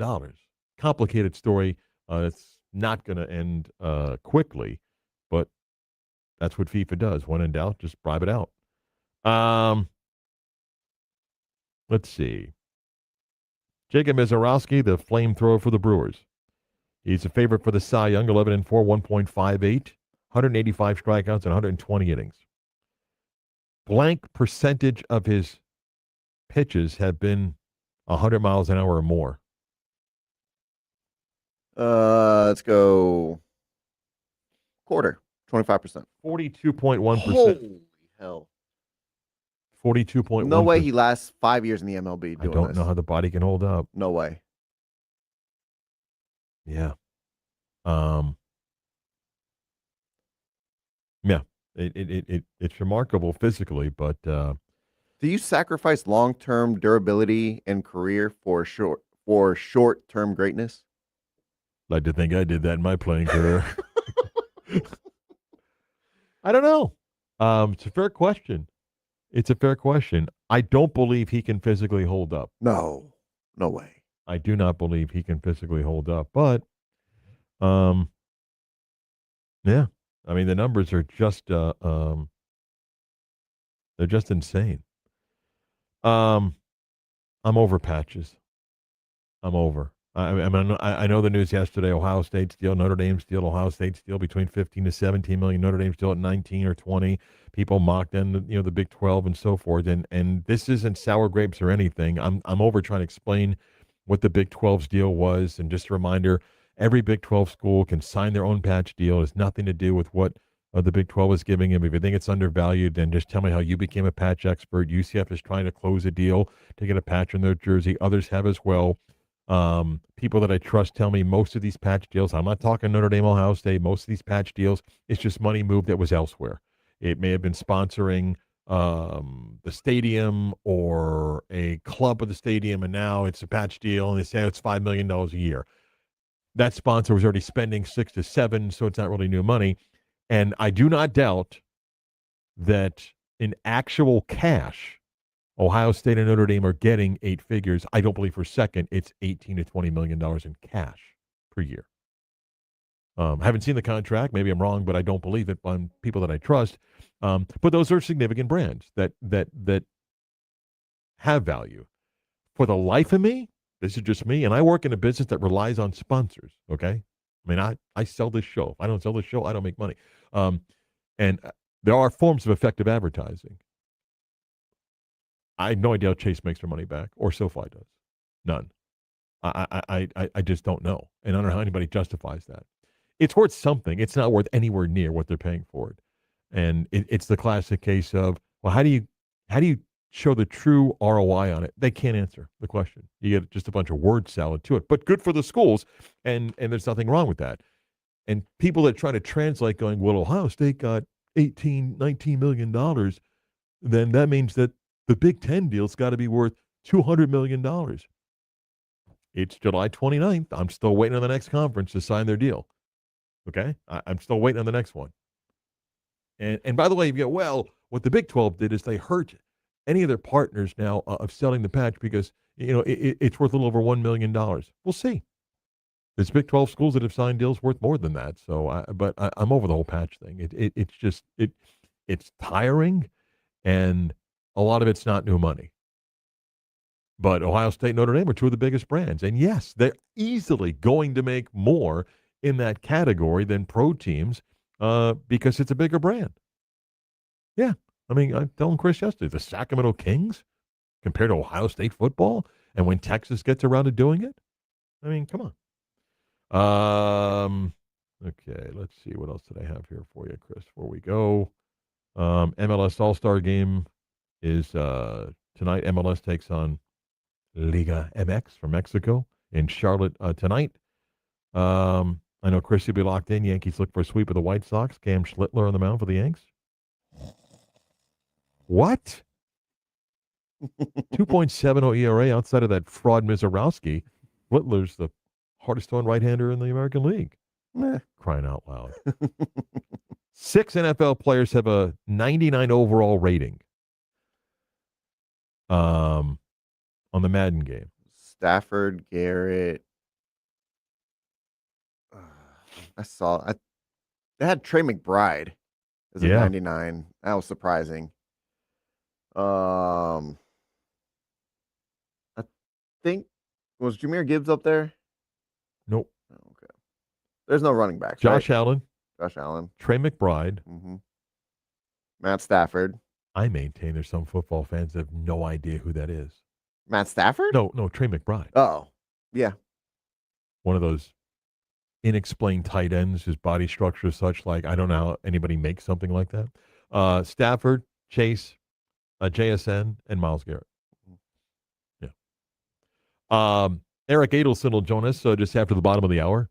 Always like talking sports and sports ethics and a little bit of journalism with Eric. He'll join us, I said, about 20 minutes when the Beat of Sports continues.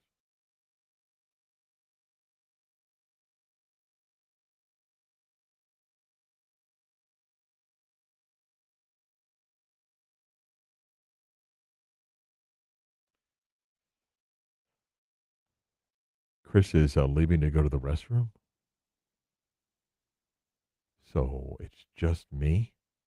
It's like Brick and Anchorman. Just me. A little behind the scenes Wednesdays. We'll just leave the mic up. Don't have to say anything. Just keep quiet.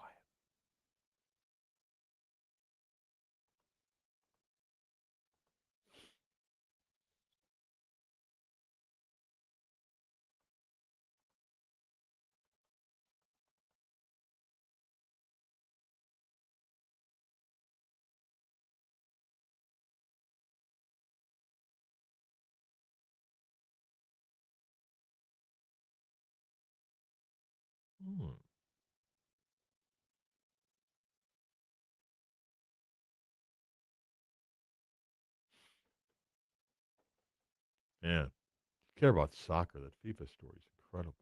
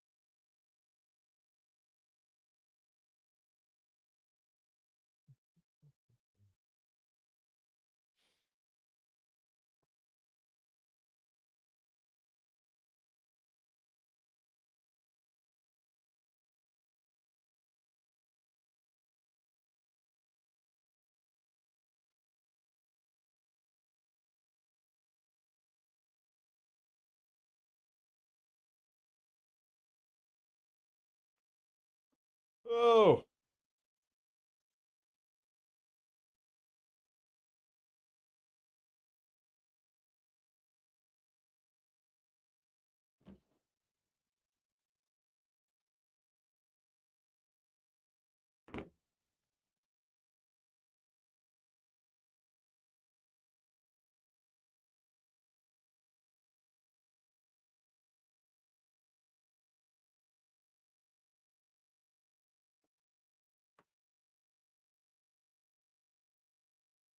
Oh.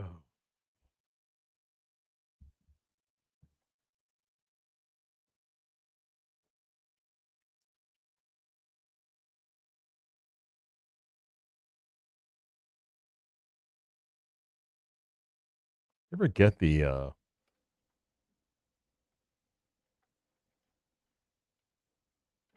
The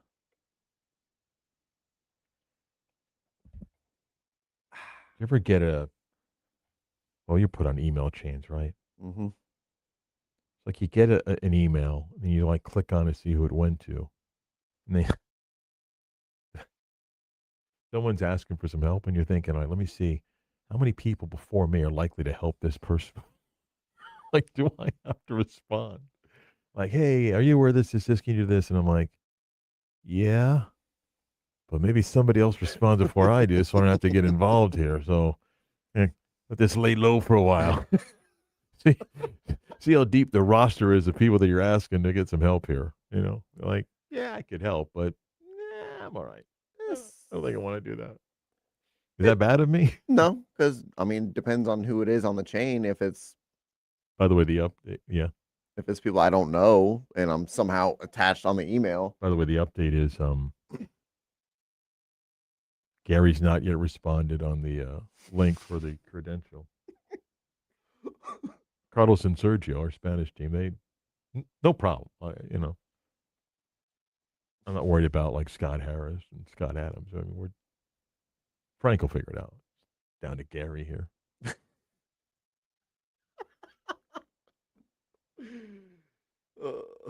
If he tries to do it himself, you know what Gary will do? He'll just send me. He literally will.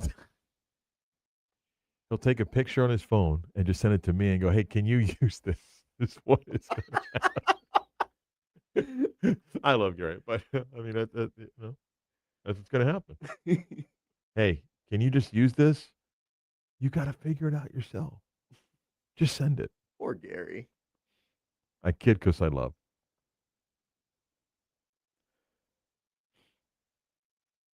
Sending you something right now. All right.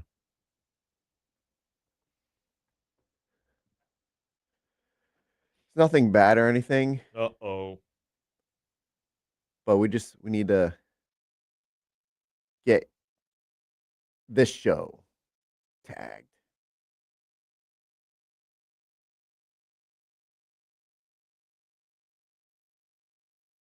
Well, it's not my fault. Is it? No, Oh, okay. They told me I did something wrong. no. No, Chris is promoting the Instagram page also.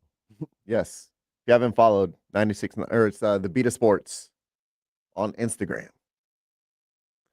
Mark, you should do a welcome video for the Instagram.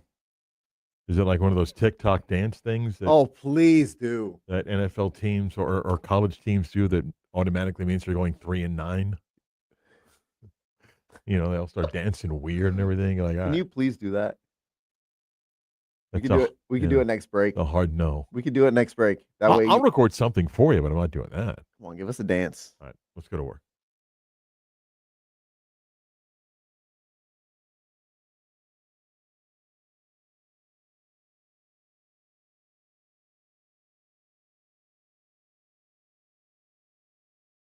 Talk radio without Marc Daniels. This is the beat of sports.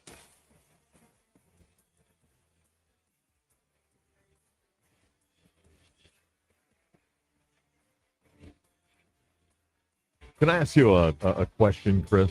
Yes. It's all part of preseason hype. Mm-hmm. But like in college football, and this is you're either with the SEC or you're against the SEC, right? Mm-hmm. And sometimes people just forget, but I get it. It's part of a conversation. And a member of the selection committee for the college football playoff can choose whatever data they want to determine how they want to vote for teams, right? But Rhett Lashley of SMU, their football coach, asked a really good question. Okay. How is it possible before anybody's played a game to start the season, how do we have a strength of schedule and a power index ranking of teams when we have no data to put in for the formula? Well, before all of this transferring and whatnot, you basically did it based off of last season. But now, because players switch every year, I have no idea how you put it together. But his point is and what drew people crazy yesterday was the SEC on ESPN strength of schedule model. Of course. Has 16 teams, all 16, in the top 20. Of course. And the argument is, see, we play the toughest games. And what Rhett Lashley is like, no one's played anybody yet. How could you possibly have rankings on strength of schedule? Well, look at our schedule. Every one of our conferences is in the top 20. And his argument is, no one's played a game. How could you have any ranking like that? One, these rankings don't mean anything. I don't know why we... I mean, you're correct. But a person in the committee isn't required to only look at certain data. They can look at whatever they want. And his argument is, you want to build this data over the course of a season, okay.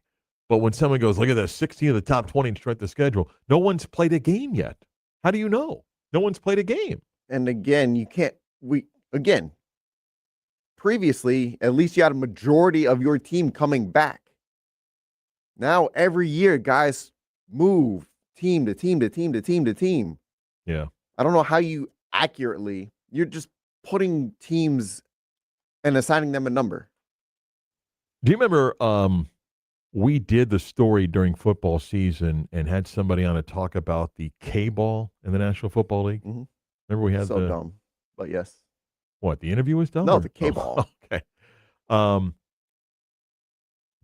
But did it add yards to field goals? And here's a couple interesting things, okay? Long field goals by year. How many attempts of 55 yards or more were made in 2020 and how many were made in 2025? Field goal attempts of 55 or more yards from 2020 to 2025. Just guess. So are we doing field goal attempts or field goals made? Attempts. I'll give you made in a moment, but how many Okay. field goal attempts? So 2020 field goal attempts, 55 yards or more. Yep. Let's say 30. All right, there's 50. Okay. Okay. How many do you think were made? So out of 50, let's say 28. 26 of the 50 were made. And the distance was 57.4. That's in 2020. Okay. So 50 attempted and 26 made. In 2025, how many 55-yard plus field goals were attempted? They double it. You gonna double? Mm-hmm. So 100? Mm-hmm. It was 115. In 2020, they made 52 of the field goals made beyond 55 yards attempted. Okay, 26 out of 50. Yeah. 115 attempted. How many think were made last year? 115. Or pick the percentage. Let's go.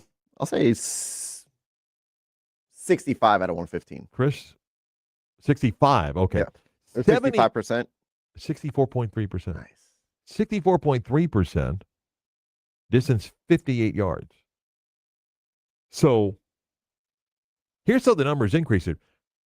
This is from 2019 through 2025. 36, 50, 53, 73, 76, 92, and 115 attempts of 55 or more. In 2019, 16 were good. They hit 44% of field goals beyond 55%. 16, 26, 28, 49, 46, 55, and 74 field goals made last year beyond 55 yards. I still don't understand why we don't have just one ball for kickers, for each team. Just one ball. Yeah. Fair. The other thing, and we talked about it throughout the season last year, with the kickoff rule that was in place, and the ability of kickers now is that teams had an offensive philosophy. I just need 15, 20 yards, and I'm in range. You know, we got guys trying from 60 yards out, so if I get the ball with a kickoff rule, I'm at the 35-yard line, 33-yard line. So how much I get 2 first downs, I'm on your side of the field, I'm comfortable at the 45. So how much of this increase in field goals made is actually because of the kicker, not the technology in the ball? Well, the data that I was looking at that somebody did a great story on is trying to figure that out as well. Did the ball add to the increase, or are the kickers that much better? Their conclusion is both. I can see that. I think the kickers have gotten better, but they absolutely believe the K ball is a factor. And then I think it's a fair question, as you said. Why the different ball? And yet the NFL has been using it for quite some time. Like in basketball, when Paolo's fouled, he doesn't get to pick the ball he's most comfortable to go to the free throw line. This is the ball that's in play. Yeah. Use this ball. You know, in baseball, yeah, you can kind of say, hey, can you check the ball if it's scuffed? But the umpire doesn't have to throw it out. They do, but you don't get, hey, I'm coming to bat. Here's my 12 baseballs. But in football, I don't know why. Yeah. So, combination of both the ball and just how kickers have really excelled. Eric Adelson joins us to talk a whole bunch of fun things in sports and even some complicated things next.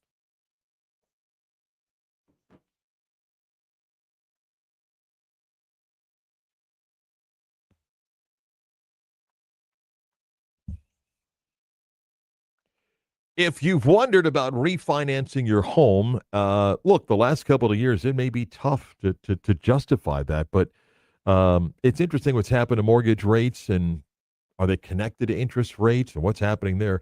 I would tell you about Scott Stinson. For almost a quarter century, Scott has been helping people when it comes to a mortgage partner, finding the best deal and programs for you. He's also helped people understand, is it the right time or not the right time to refinance? And it's why he's been as successful as he's been, not taking advantage of you. He might tell you, hey, not the time to refinance. But everybody's situation is different. Some people may have 25 years left in a mortgage. Others may have 5. I hope you reach out to Scott if you're thinking about refinancing and wonder, is it a good idea? If you need a mortgage partner, Scott can do that for you as well. And if you just mention my name, Marc Daniels, the Beat of Sports, or 96 on the game, you could get up to $2,500 off your closing costs. So please reach out to them. Please mention my name. You can call them at 407-377-0305. Check them out online at WGLoans.com and do a search of Scott Stinson and his team at Acrisure Mortgage, equal housing lender, and MLS number 1528559, Stinson team, and MLS number 319684.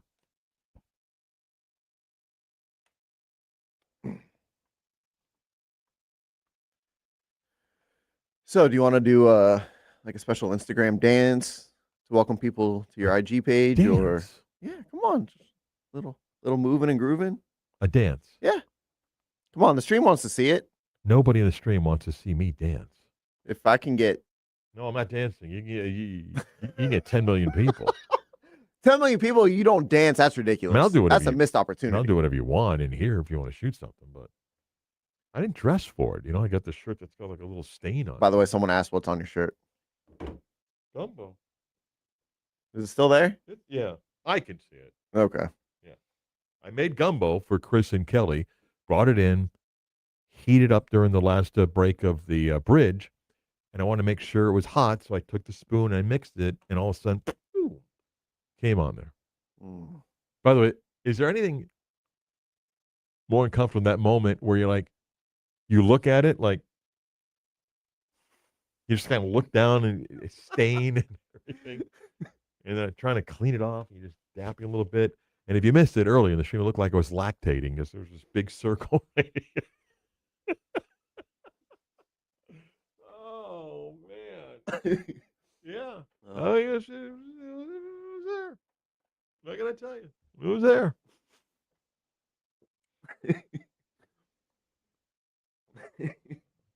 Live and lactating on the Beat of Sports. Yesterday was big Hall of Fame vote at UCF.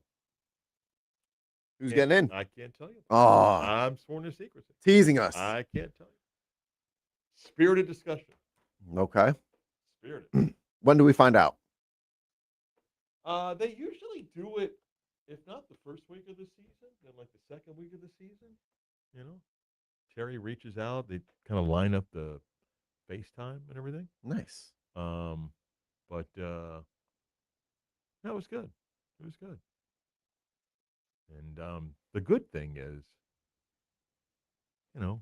every year you have good debates and stuff, and some people come prepared, others don't. You never sent me Eric's number. I mean, by the way. committee. Oh, I got it though. I went back in the previous email. I didn't send it. Nope. It's all good though. I got it. Well, let me make sure you get the right number.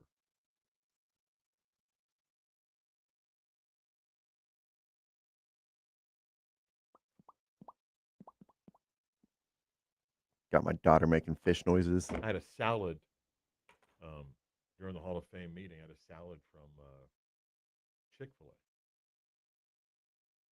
And the meeting started. I wasn't done with the salad. I could be a loud chewer. It was one of those, like, you're really trying to just crunch lettuce quietly. And so I was so nervous, like, is someone going to look down and go, with the eye roll, like, so just like. Something that you always give me grief for, being a loud chewer. Yeah, I was very nervous about that. The people in the room didn't seem to open up that bag of Chick-fil-A chips and crunching a little bit loud, trying to hear. I was eating my sprees in bed last night. Oh, almost went through the whole box. How many boxes that do you have? Publix are 2 for $4. That's the second box of the other one. What else did you eat last night? No, just sprees in bed. Grouper sandwich in bed? Just sprees in bed. All right. Watched my wife likes the those like superhero movies. Yeah. And I think it was called Masters of the Universe. Yeah. With I guess the He-Man. Yeah. Horrible. Yeah. Horrible. By the way, Chris comes in today and says, my wife hates Infantino. Yep. Smart woman. I mean, she married me. Of course she is.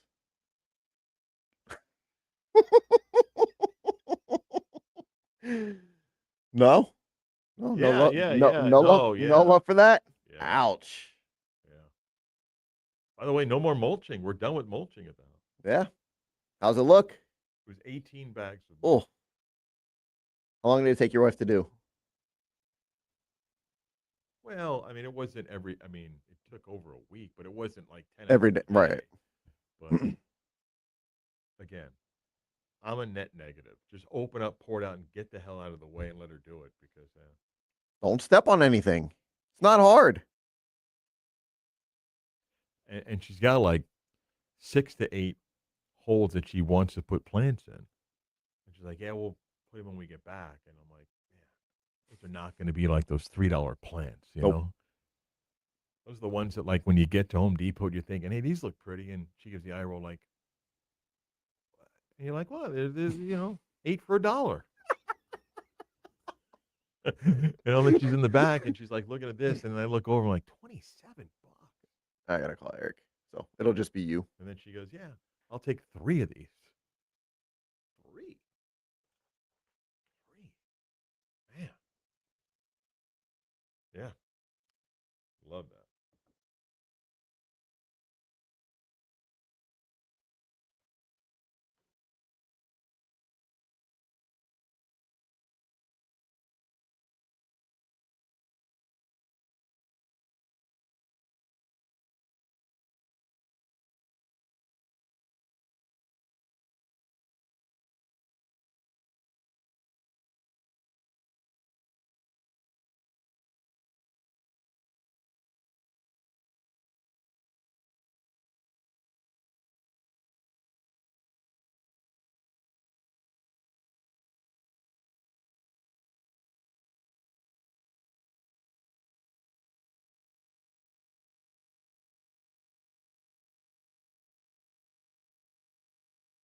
Hey, it's Johnny Magic from Johnny's House. Look, we've got you covered with the hits and what's going on in the city beautiful. And Mark, he's got everything you need to know in the sports world, with maybe a touch of sarcasm. This is the Beat of Sports with Marc Daniels.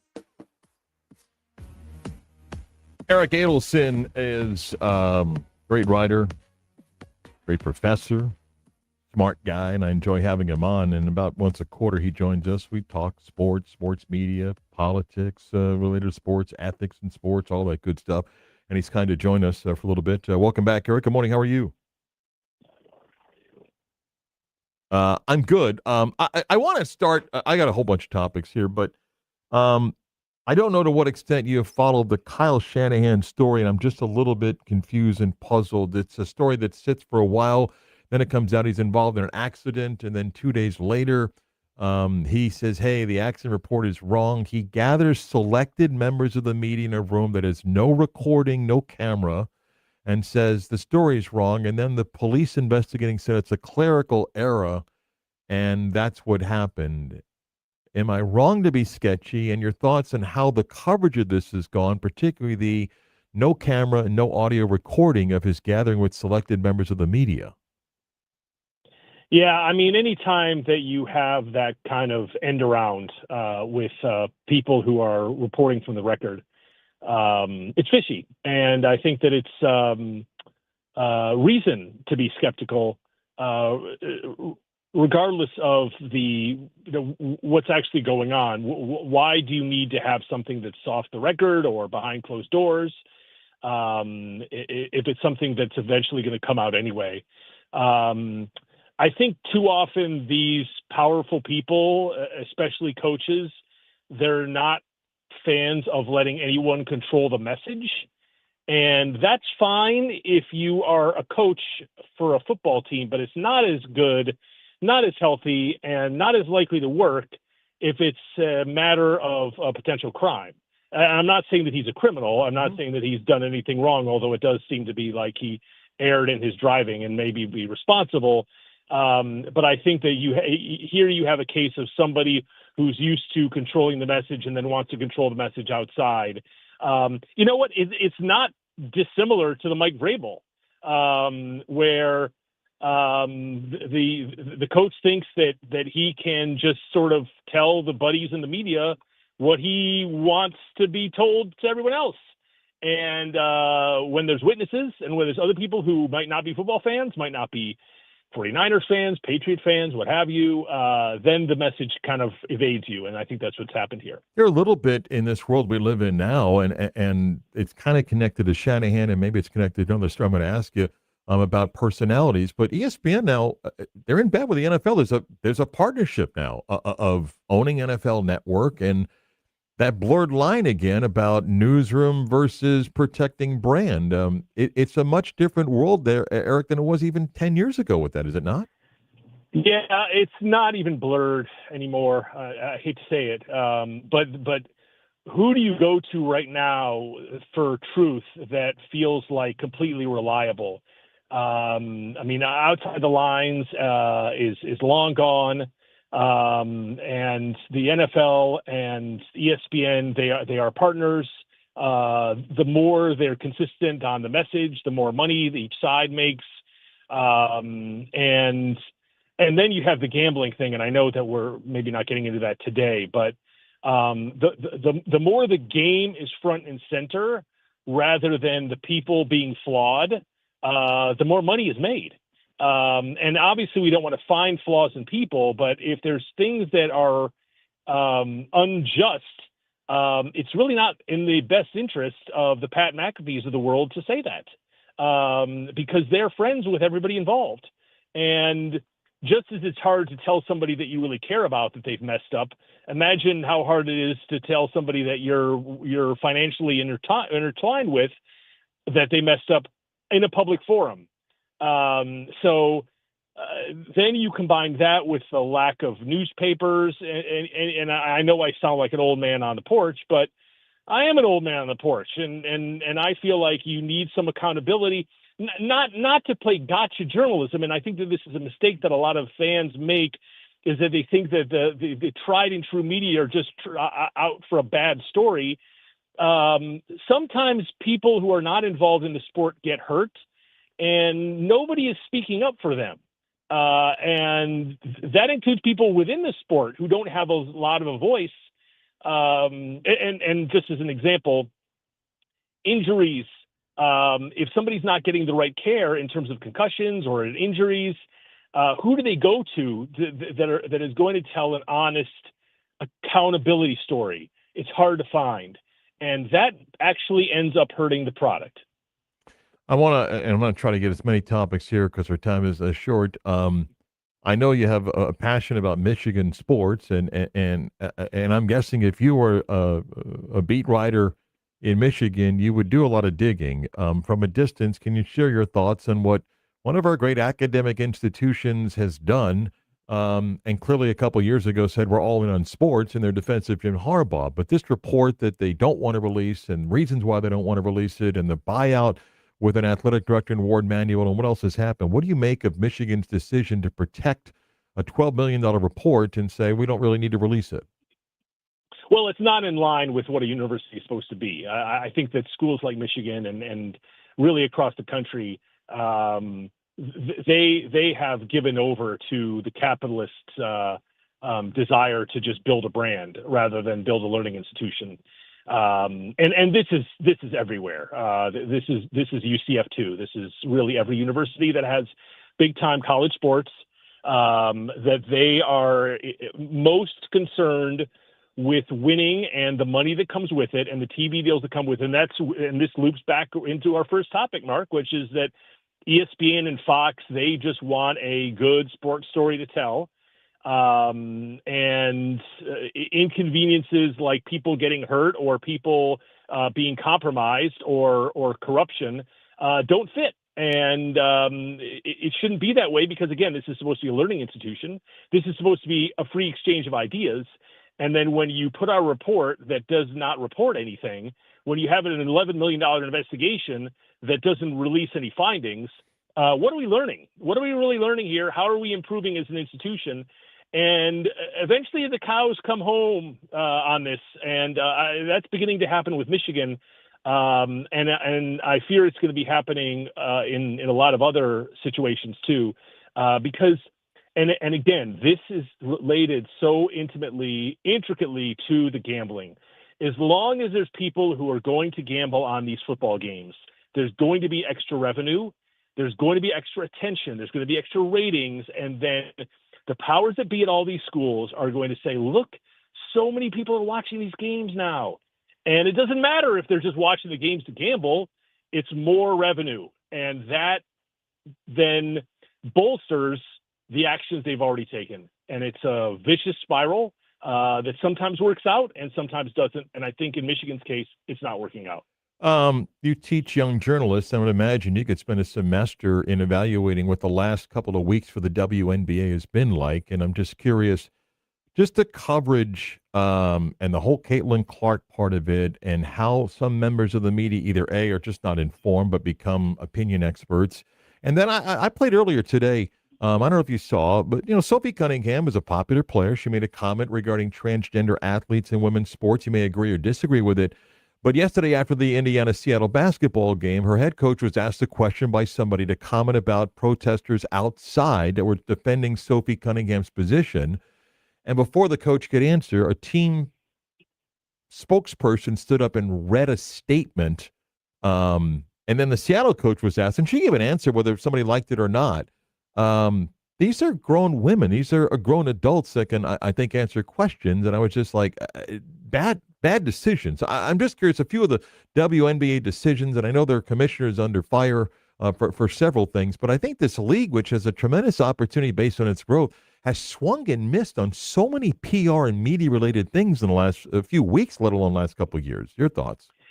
I totally agree, Mark. I think this is actually misogynistic. I know that sounds strange because we're in an era where women's sports is booming and is growing in attention and in revenue and in stature. But the idea that you're protecting these women from themselves is patronizing. And I don't know who's making these decisions, but Sophie Cunningham can speak for herself, whether you agree or disagree. Caitlin Clark. I mean, here's the thing: is either all of these women or almost all of these women have gone through college and have done the 4 years plus. They are capable of having an intelligent opinion on issues of the day. Let them. And this goes back to decades, Mark, where they didn't want the girls to be in a bad situation and to be painted in a bad light by the big bad media. We're past that now. They have their own social media. They have their own brand in some cases. They have their own money. They don't need to be protected from themselves. It's really a cell phone because if you're Sophie Cunningham and you say something that's controversial, yes, you're going to have people that hate you for it, and you're going to have people that respect you or like you for it. And there's going to be people that are neutral and just want to watch you play basketball. In all these cases, the access to their true selves is something that is marketable and helpful to the sport. And the people in charge of reading those statements don't get it. No, it was awful. Last one before I let you go, and you can probably spend 2 hours on this. I know you have an appreciation for soccer. We just finished a World Cup that I thought was incredible for the tournament, the exposure in this country, and for new fans. I don't know what comes out of it with the U.S. fan because of how we've done in the past moving forward. Then we throw in the fact of the latest FIFA Infantino story, which I don't even know how anybody could look and not see the corruption and scam of this. So I'll give you a bounce pass back here. If you want to share some thoughts on the World Cup, its coverage, what the U.S. does now moving forward, and then any comment on what I just think is the latest scam of FIFA, and he's going to buy votes to try to get this forced in because there's too many countries that'll take the $40 million because they need it. And I hope UEFA and CONCACAF are serious about boycotting, because if they let this one go, then what are we doing with the World Cup? I don't know. Yeah, so this is the direction we're headed in America, unfortunately, is that if you hate the FIFA corruption, then you really should invest in journalism. You should invest in and believe in the local media, warts and all, because internationally, FIFA gets away with a lot of this stuff because they're able to run rampant in countries that don't really have an effective media. They don't have people that really hold truth to power. and then they're able to do whatever they want. And we're headed in that direction, unfortunately, in sports and society. And of course, I'm talking my own game because I'm a journalism professor, but I really believe it's true. If you can't stand the corruption of FIFA, then you really need who's going to stand up to that. Who's going to hold up a mirror? It's going to be the journalists. It's the players are probably not together enough. There's no real union. It's different countries. There's nobody else to do it, and so that's part of the problem that I hope we can avoid in this country.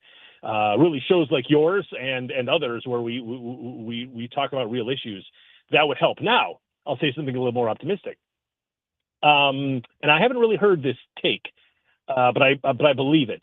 The best Team USA men's performance was in 2002, and that was a little bit less than a decade after the country hosted in 1994. We're not going to see America overnight turn into a soccer power, but I believe there will be a fallout effect in a positive way within a decade that we're going to see much more success on the pitch because of this.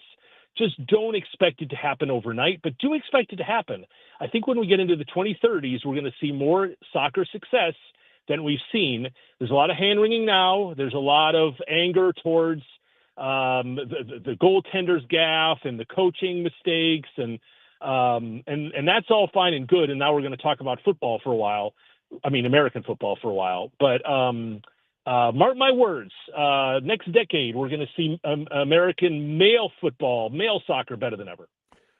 I think you're right, and it appears Pochettino may stay, which is shocking to me, because he has opportunities elsewhere. And I do think if he stays and you give him 4 years to build, then we're going to be a better team in 2030. So maybe that road that you're talking about is going to be true in the years to come. Eric Adelson is on X or Twitter. You can follow him at Eric_Adelson. I thank you for the time as always. I appreciate it, Eric. Great to talk to you, Mark. We come back. We put a wrap on the Wednesday show next.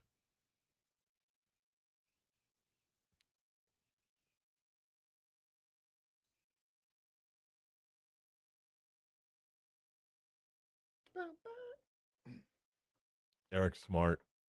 We're not smart. He's smart. I'm not smart. He knows how to use big words and he's really smart. I'm not. I appreciate Eric when he comes on.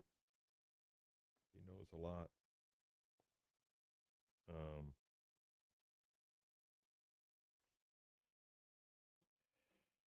Yeah. By the way, everyone on the stream, we're working on football stuff, right? Season right on the corner, freshen some sound up and new features and things like that. So I'm so excited, Mark. I'm ready for football. I need football. Yeah. UCF right around the corner. Trade deadline in baseball. Mason Miller to the Yankees. Did you see the Yankees hit and play the outfield? Because we need help there. They're what? You see the Yankees? All the New York teams are going to DAZN. Well, DAZN is taking the local. Yeah. MSG and and the Mets. So it'll be on their platform. Yeah. Which Chris loves, the continued shift of everything to a streaming platform. Yeah. Jeff Passan's on the TV. Nice guy. Yeah. When he was promoting his book, which is the one he wrote about the arm, pitcher's arm, everything, and on the show, I mean, really nice, not just on the show, but follow up email. I mean, I usually go out of my way to try to send an email to somebody. He beat me to it. Nice. Thank me for having him on. Appreciated it. Good questions. Not maybe the same email he sent to everybody, but it was nice. Yeah, he didn't have to do that. Oh, nice guy. So you're going to have him on again anytime soon? Well, that was before they made him into a 7-figure guy that now you have to go through 8 layers at ESPN. Of course. And but I do think he is a genuinely nice guy. He really is Always appreciate that with people. He's a legit dude. Being genuine is such an underrated This quality. is what I know. Yeah. I'm not nice. You're nice to me sometimes. Not. Yeah. Yeah. When are we going to go grab a beer? Usually every Friday at like 10 o'clock in the morning on the show you do. What are you talking about? I don't drink on Got a air. big lunch, though. I'm buying, too. Ooh. Little wine and dine here? Ain't going to be no appetizers today. One of these where the waiter waitress comes by, guys. Yeah, we're ready. Appetizer? No, we're ready to dive into it. Something to drink? Waters. Well, I'm getting a water. I mean, if he wants to get a soda or iced tea or something, but there'll be no alcoholic beverages today. Yeah. Do you, when you're going out to eat, out of every 10 times, how many times do you do a search of where you're going and the menu and pick out what you're going to have? Or you just, when I get there, I'll decide? When I get there, I'll decide. Really? I think in my age, I reached the point that I'm looking more online before we go. I might change my mind, but now it's like, oh, he's here. They go, I'll probably get that. Yeah. If it's like, I don't know, we go somewhere, like if it's a Chinese place, Argentinian place, Colombian, something like that, where the food's a little bit different. Yeah. And I don't know what I I would would do like, that. then I would do that. Yeah. But if it's like a steakhouse or something like that, then I'll look at the menu when I get there. Barbecue. I'm a go with the flow kind of person. When my wife and I were at one of our restaurants in Vegas that we went to, it was a little fancy. Mm-hmm. Okay. So the menu, in describing the dish, went to great detail. Okay. Mm-hmm. And like a table off from ours, you could tell the guy had no idea. So when the waiter comes by, it's like, is that chicken? What is that? And he's like, I'm just looking for like a chicken with some pasta. And the guy goes, it's that. He goes, well, what's that other stuff? Which he's probably like a lot of people. Because, some restaurants want to show you everything that they're putting into it. And it's like, oh, chicken and pasta. What do you got over here? Yeah, or they try and get fancy. Try and fancy it up. Just looking for a basic dish. Yeah. It's fine black Angus grass-fed beef with a slice of fresh imported tomato. It's a cheeseburger, right? Is that what we're talking about here? Just put cheeseburger on the menu. I don't, black Angus grass-fed, But whatever the cow weight. I don't care. But then they can't charge $40 for it. That's right. That's right. I'm just looking for chicken and pasta. What is this?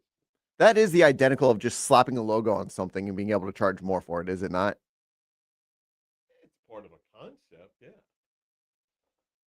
But you're paying for the experience and the ambiance. Hey, put the burger on the grill, 5 minutes and flip it. And bring it out here, okay? What do I care if chef whatever? Michelin, it's a tire. What do you mean it's a rating for the restaurant? Why is it if you go to a fancy restaurant, all the portions are like super small? Depends where you go. I'm serious. Like every cooking show I ever see, But I'll portions give are it like that. But I'll give you an example, okay? We got 35 seconds here. Prime in Las Vegas. Well, my wife and I, every year we're out there. Massive side dishes, plenty of portion. Know before you go. If it's a small portion, don't go. But what makes you charge like 10 times what it's worth The for a smaller experience, portion? you're paying for the ambiance and everything. Don't give me that. Ridiculous.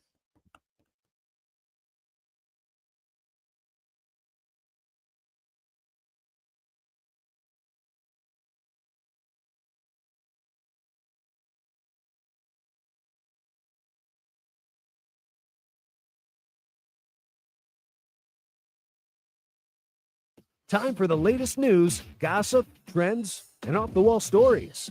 Trends. Ooh, That's the craziest thing I ever heard. Looks like that the congressional effort is going to die because they don't seem to be getting enough support to move it forward in the Senate Protect College Sports Act. The SEC and Big Ten happy about that. If you missed it, Tua has tweaked something, so Cooper Rush signing with the Falcons. Can't stop Cooper Rush. You can't. You can't. So Tua's hurt, Penix is hurt, and they're bringing in Cooper Rush. And they said bye-bye Trevor Siemian. Boy, Falcon fans got to be fired up. You know, Bijan Robinson wants a new contract. Cooper Rush is your quarterback today. Huh? They finished last in that division. That's got 5-12 written all over that thing, doesn't it? They finished last in that division. Yeesh. Wow. Missed any of our program, listen in podcast form. That's fixed. It was down a couple of days ago. Go where you get your favorite podcasts and type in the Beat of Sports on demand to access the show. Subscribe, get it downloaded. This one's convenient for you. And you can always catch the video stream playback at our YouTube page, 96.9 The Game Orlando. Click on the logo on the live button. You go back and watch the show. And Wednesdays, it's our behind-the-scenes Wednesdays. So we keep the mic on during the breaks and all sorts of stuff. And check out the new Instagram page. The Beat of Sports on Instagram. Chris posts the dad joke of the day and some other stuff. And Mark will be doing an Instagram dance to kind of welcome you to the page. Chris, have a good day. We'll see you tomorrow. You too, Mark. See you for a Thursday edition of our program. Chris produced. I'm Marc Daniels, The Beat of Sports.